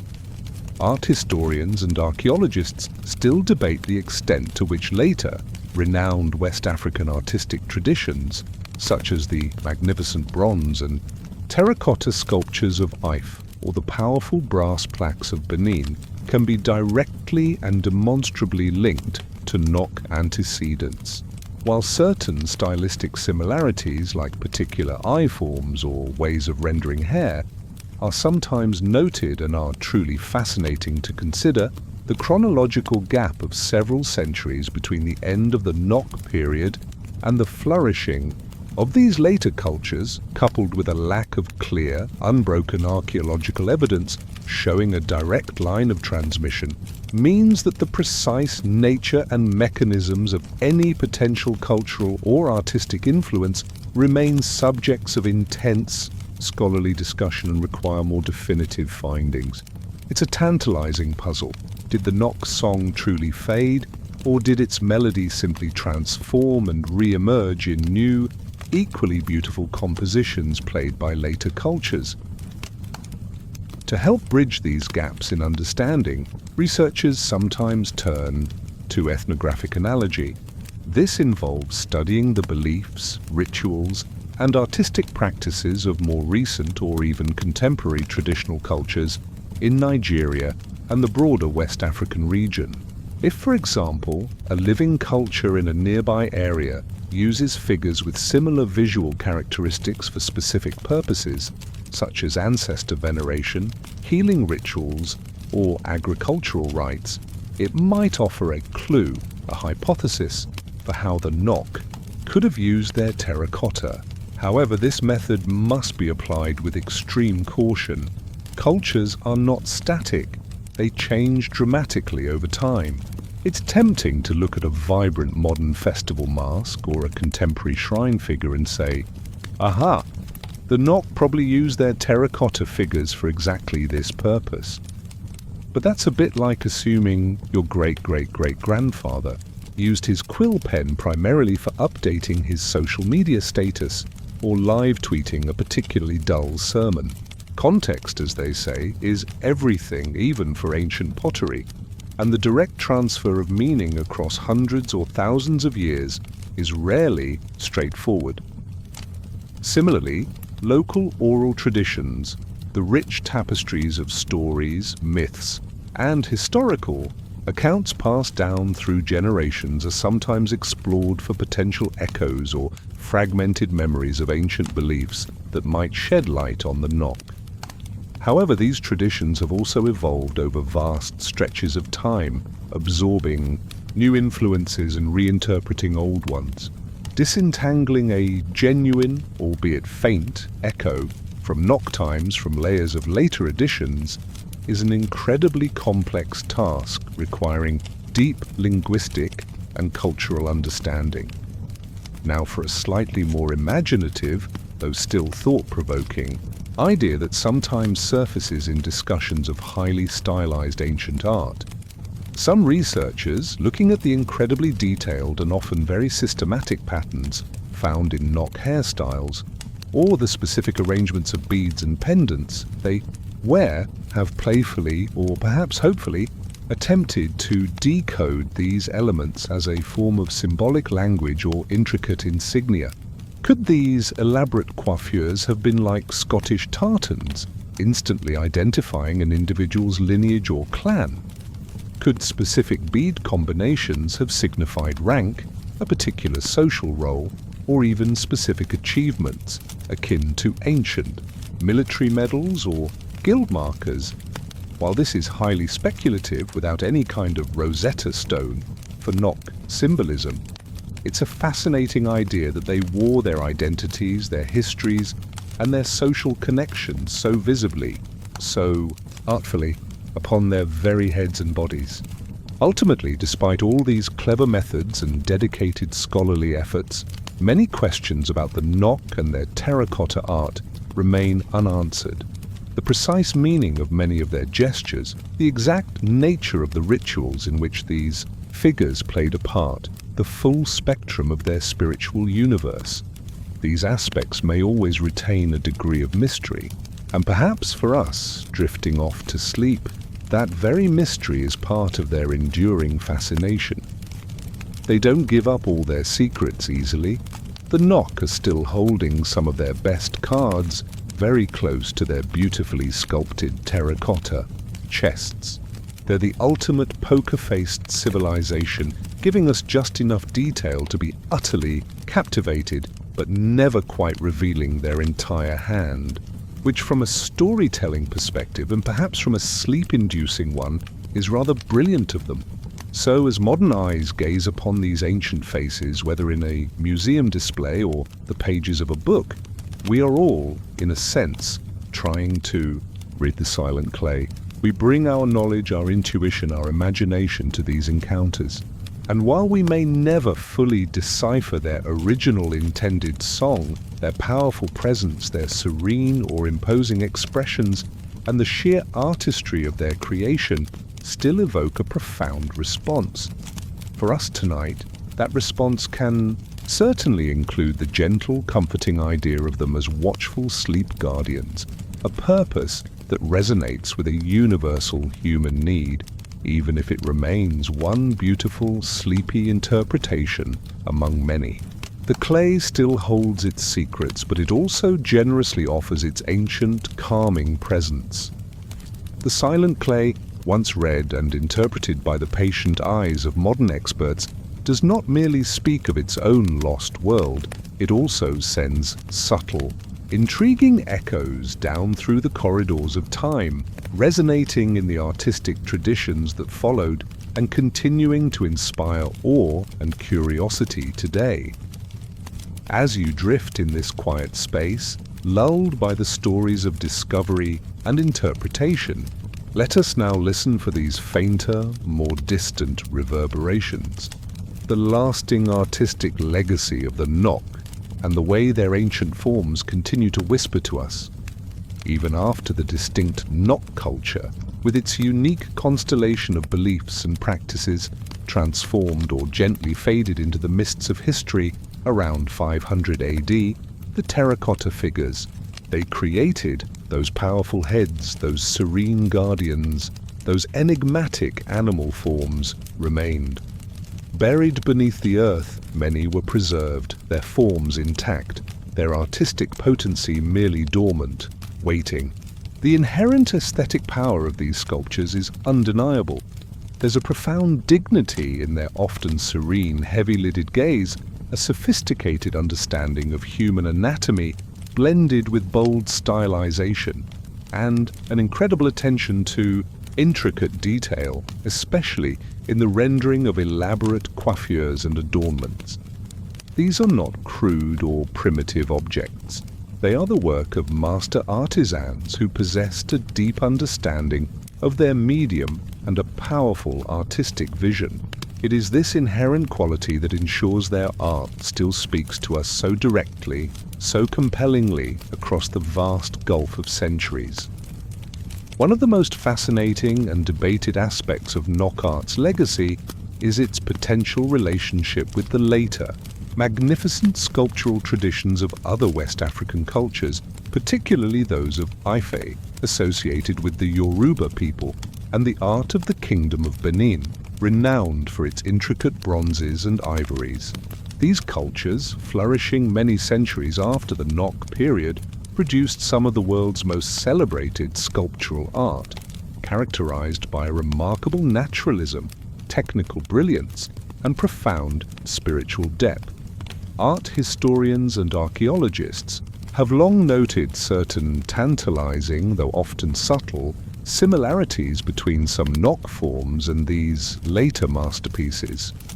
Could the Nok have been a kind of artistic wellspring, a foundational tradition whose influences, however transformed, percolated through the region, contributing to the later artistic explosions in Ife and Benin? It's like the Nok were the original indie band that was super influential, groundbreaking in their time, and then centuries later you hear distinct echoes of their unique riffs and melodic structures in a stadium rock anthem by Ife or Benin. You can't always draw a perfectly straight, unbroken line of direct descent, but you nod and say, I think I hear that ancient Nok DNA in there. Nok art is particularly characterized by a unique and compelling combination of naturalistic rendering, especially evident in the subtle modeling of some facial features, the depiction of bodily proportions, and a certain lifelike quality alongside highly stylized elements, most notably the distinctive triangular or D-shaped eyes, the often exaggerated lips, and those incredibly complex, almost architectural hairstyles. This sophisticated blend of capturing essential human likeness while also abstracting and stylizing forms for symbolic or aesthetic impact is a hallmark of their genius. Some scholars see this very approach, this balance between naturalism and abstraction, as a significant artistic current that may have been a precursor to or an influential factor in the subsequent development of other West African sculptural traditions, which also often masterfully combine these two modes of representation. Art historians and archaeologists continue to meticulously examine and debate the precise nature, the specific mechanisms, and the true extent of any artistic or cultural continuity that might exist between the ancient Nok tradition and the later remarkable sculptural achievements of cultures like Ife and Benin. The challenge lies in bridging the chronological gap which spans several centuries, and in finding clearer, more definitive transitional artistic forms or archaeological links that could unequivocally demonstrate such a lineage.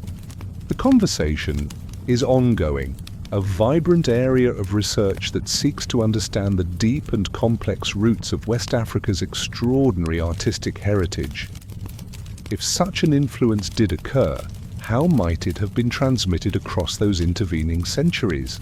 Perhaps small, isolated pockets of Nok culture, or communities deeply influenced by Nok traditions, survived longer than the mainstream archaeological record currently suggests, acting as repositories of artistic knowledge and skill that were later drawn upon by emerging cultures, or maybe later peoples in the course of their own expansion, farming or building, rediscovered older buried Nok sites and figures, and these ancient forms then sparked new creative directions, much like Renaissance artists were inspired by the rediscovery of classical Greek and Roman sculpture.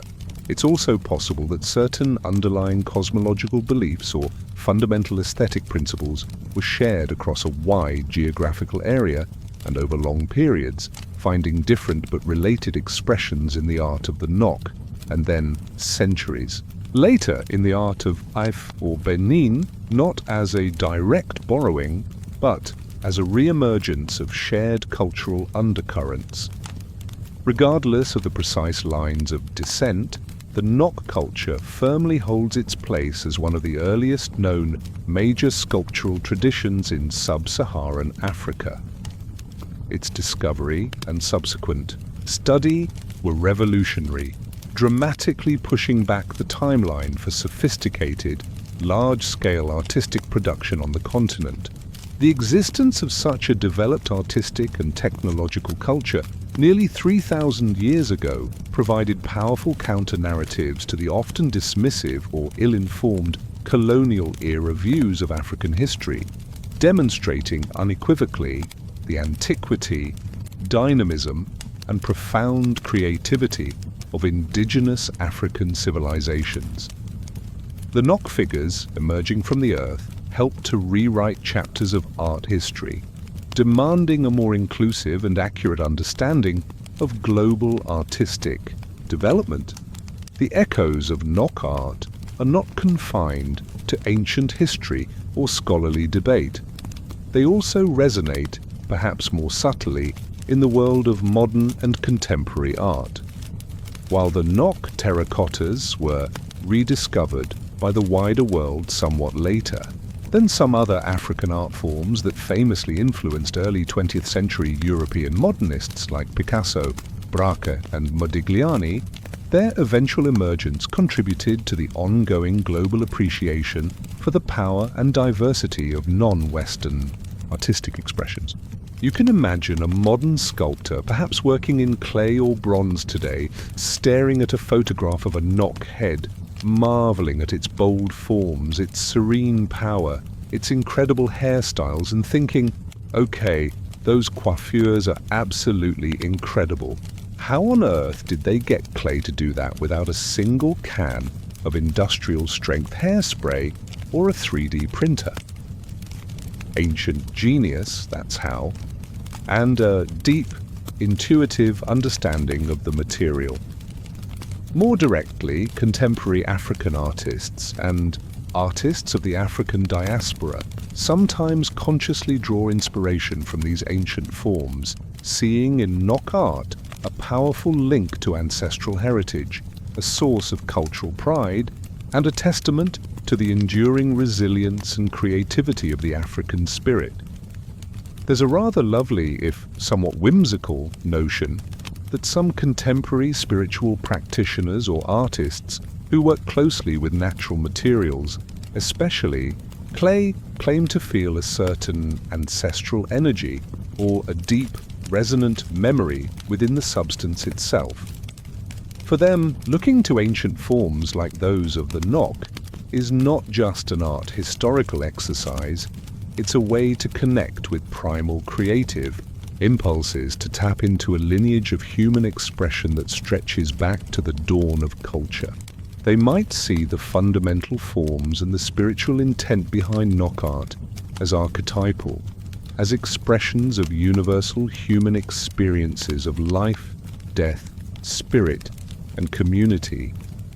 And so the echo of our imagined Nok sleep guardians, and indeed all Nok terracotta, extends far beyond their original time and purpose.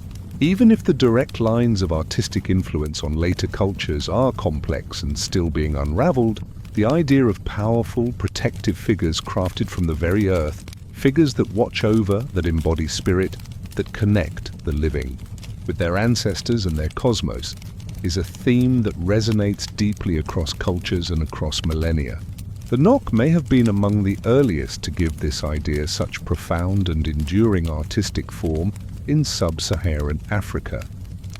Their artistic legacy, therefore, is not just in the specific stylistic traits that may or may not have been passed down, but in the timeless power of their imagined presence, the way their silent, earthy forms still evoke a sense of watchfulness, of mystery, and of a deep, serene connection to something ancient and fundamental.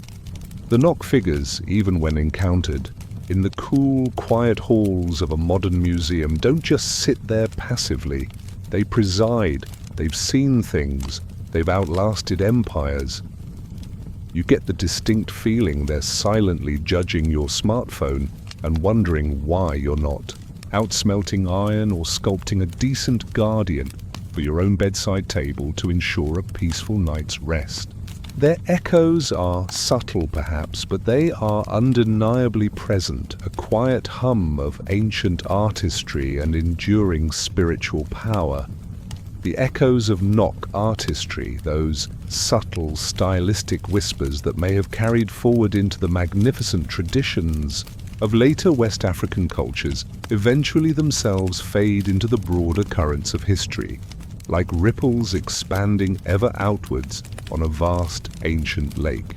And as they do, our journey brings us gently back to the heart of our story tonight, to the quiet, intimate presence of the Nok terracotta figures themselves, and to the soothing mystery of their imagined role as guardians of slumber, offering a timeless, watchful peace. We have journeyed far with these enigmatic figures, from the dusky savannas where their story began, through the imagined rituals of gathering sacred clay into the focused quiet of the artisan's hut as they were meticulously molded, and past the fiery breath of the kiln that gave them their enduring form. We've pondered their potential, placed by the Nok hearth, their silent vigil through the starlit nights, their multifaceted roles in a world brimming with spirits and ancestral connections. We've witnessed their long centuries of silence beneath the earth, and their remarkable reawakening into the light of modern discovery, sparking curiosity and wonder across the globe. And through it all, despite the diligent efforts of archaeologists and historians to read their silent clay, a core of profound mystery remains. The Nok really perfected the art of being fascinatingly vague. They left us these incredible statues and then just mic dropped out of history, leaving us to ponder their potential Instagram captions for the next 2,000 years. True artists of intrigue and, perhaps, this very elusiveness, this gentle refusal to yield all their secrets is a vital part of their enduring allure, especially as we seek a quiet haven for our minds at the end of the day. The concept that has guided our sleepy exploration tonight, that of watchful peace, is one that these ancient figures seem to embody so perfectly. Whether or not individual Nok people 2,000 years ago specifically designated certain terracotta pieces as sleep guardians in the exact way we've imagined, the figures themselves, with their often serene, inwardly focused expressions, their tangible earthiness, and their sheer, unwavering stillness, evoke a powerful sense of calm, of steadfast protection, of a deep and abiding continuity. Their silence is not an emptiness. It is a silence filled with the weight of centuries, with unspoken stories, with the resilience of the human spirit that created them and lived alongside them. It is a silence that invites your own mind to find stillness. The Nok culture, as we now understand it, represents one of Africa's oldest and undeniably one of its most significant figurative art tradition.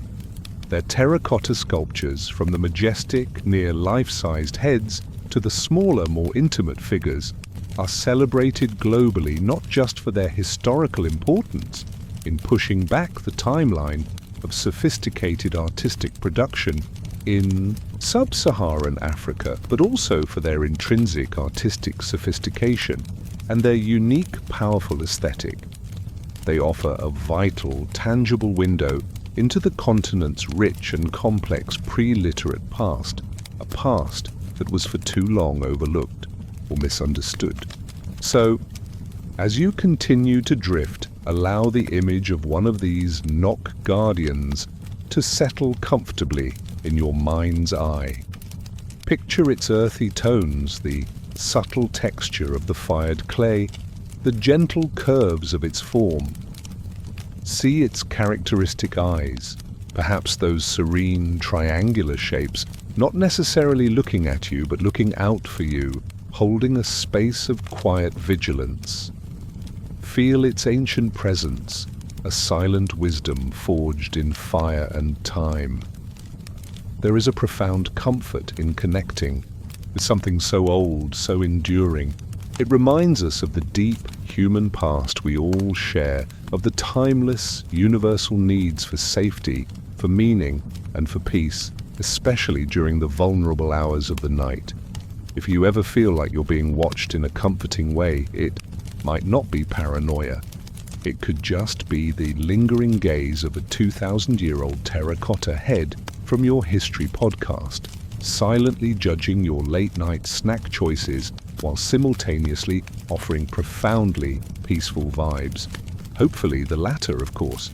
Even now, with all our modern tools of analysis and interpretation, experts and enthusiasts still argue whether the primary emotional impact we experience when viewing Nok Terracotta figures, particularly those iconic heads with their distinctive, often introspective gazes, stems from an intentional artistic desire by their original creators to convey specific spiritual states like meditative calm, ancestral vigilance, or divine remoteness, or if these perceived qualities, the serenity, the watchfulness, are largely a projection of our own modern sensibilities and psychological needs onto these enigmatic ancient forms.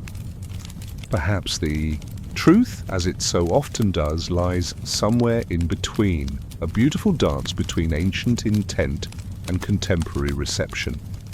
What is undeniable is the timeless vigil these figures have kept. They watched as their own vibrant culture flourished and then slowly transformed over 2 millennia. They watched from beneath the earth as centuries turned into a millennium, and then another, as new peoples walked the land above them. New languages were spoken, new empires rose and fell. They watched as the first tin miners' tools disturbed their long rest, and they watched as archaeologists carefully brushed away the soil to reveal their faces to a new world. This incredible endurance, this silent witnessing of such vast swathes of time, itself imbues them with a kind of profound, steadfast power. These Nok figures have been around longer than most things we consider old. They've seen trends come and go, from elaborate prehistoric hairstyles that would make a modern avant-garde stylist weep with envy, to, well, whatever it is we're doing with our hair now. And through it all, they just keep their cool, their earthy composure. Goals, really. Some people who collect or live with ancient artifacts, including those made of terracotta, report feeling a distinct, almost palpable, calming or grounding presence emanating from them. They attribute this sensation to various factors: the immense age of the materials themselves, the concentrated human energy and intention invested in their creation by artisans long ago, or simply the profound, almost humbling sense of history and continuity that these objects embody. This very subjective personal experience beautifully mirrors the kind of comfort and security that an ancient Nok individual might have derived from their own specially designated sleep guardian. It speaks to a deep human capacity to find solace and a sense of protection in tangible, symbolic forms. The ancient Nok people, living in a world so different from our own, yet so fundamentally similar in its human concerns, likely harbored many of the same desires for restful, secure sleep that we do today. They too would have known the unease of a troubled night, the relief of waking refreshed, the longing for peace in the darkness. The imaginative concept of the sleep guardian, whether a precise reflection of Nok belief or a gentle modern interpretation, taps directly into this shared humanity. It addresses that timeless desire to feel safe, to feel watched over by something benevolent and strong, to feel connected to something larger and more enduring than our fleeting individual lives, especially when we are at our most vulnerable. And so the ultimate legacy of these imagined Nok sleep guardians, and indeed of all their terracotta kin, is not just their artistic beauty or their historical significance, but the enduring possibility of the peace they might have brought to their original owners, and the quiet sense of tranquility their story, their very image, can bring to you now as you prepare to surrender to your own sleep. Their silent song, as we've called it, the one that began with the gathering of sacred clay and culminated in the fiery breath of the kiln, is ultimately a song of deep, abiding tranquility, a lullaby whispered across millennia from the heart of ancient Africa. It's a song that invites you to rest, to release your worries, and to feel, even for a little while, the timeless, watchful peace of the Nok. And now, as our journey through the world of the Nok and their silent guardians draws to a gentle close, allow your mind to soften, to become as receptive and calm as the ancient clay itself before it was shaped. The stories have been told, the mysteries pondered, the imagined sounds and sights have played upon your senses. What remains is the quiet, the stillness, the deep peace that these ancient forms seem to emanate from their very core. Let the image of a serene terracotta face, with its wise, timeless gaze, linger in your thoughts. Feel the imagined coolness of the fired earth, the weight of its centuries, the steadfastness of its silent vigil.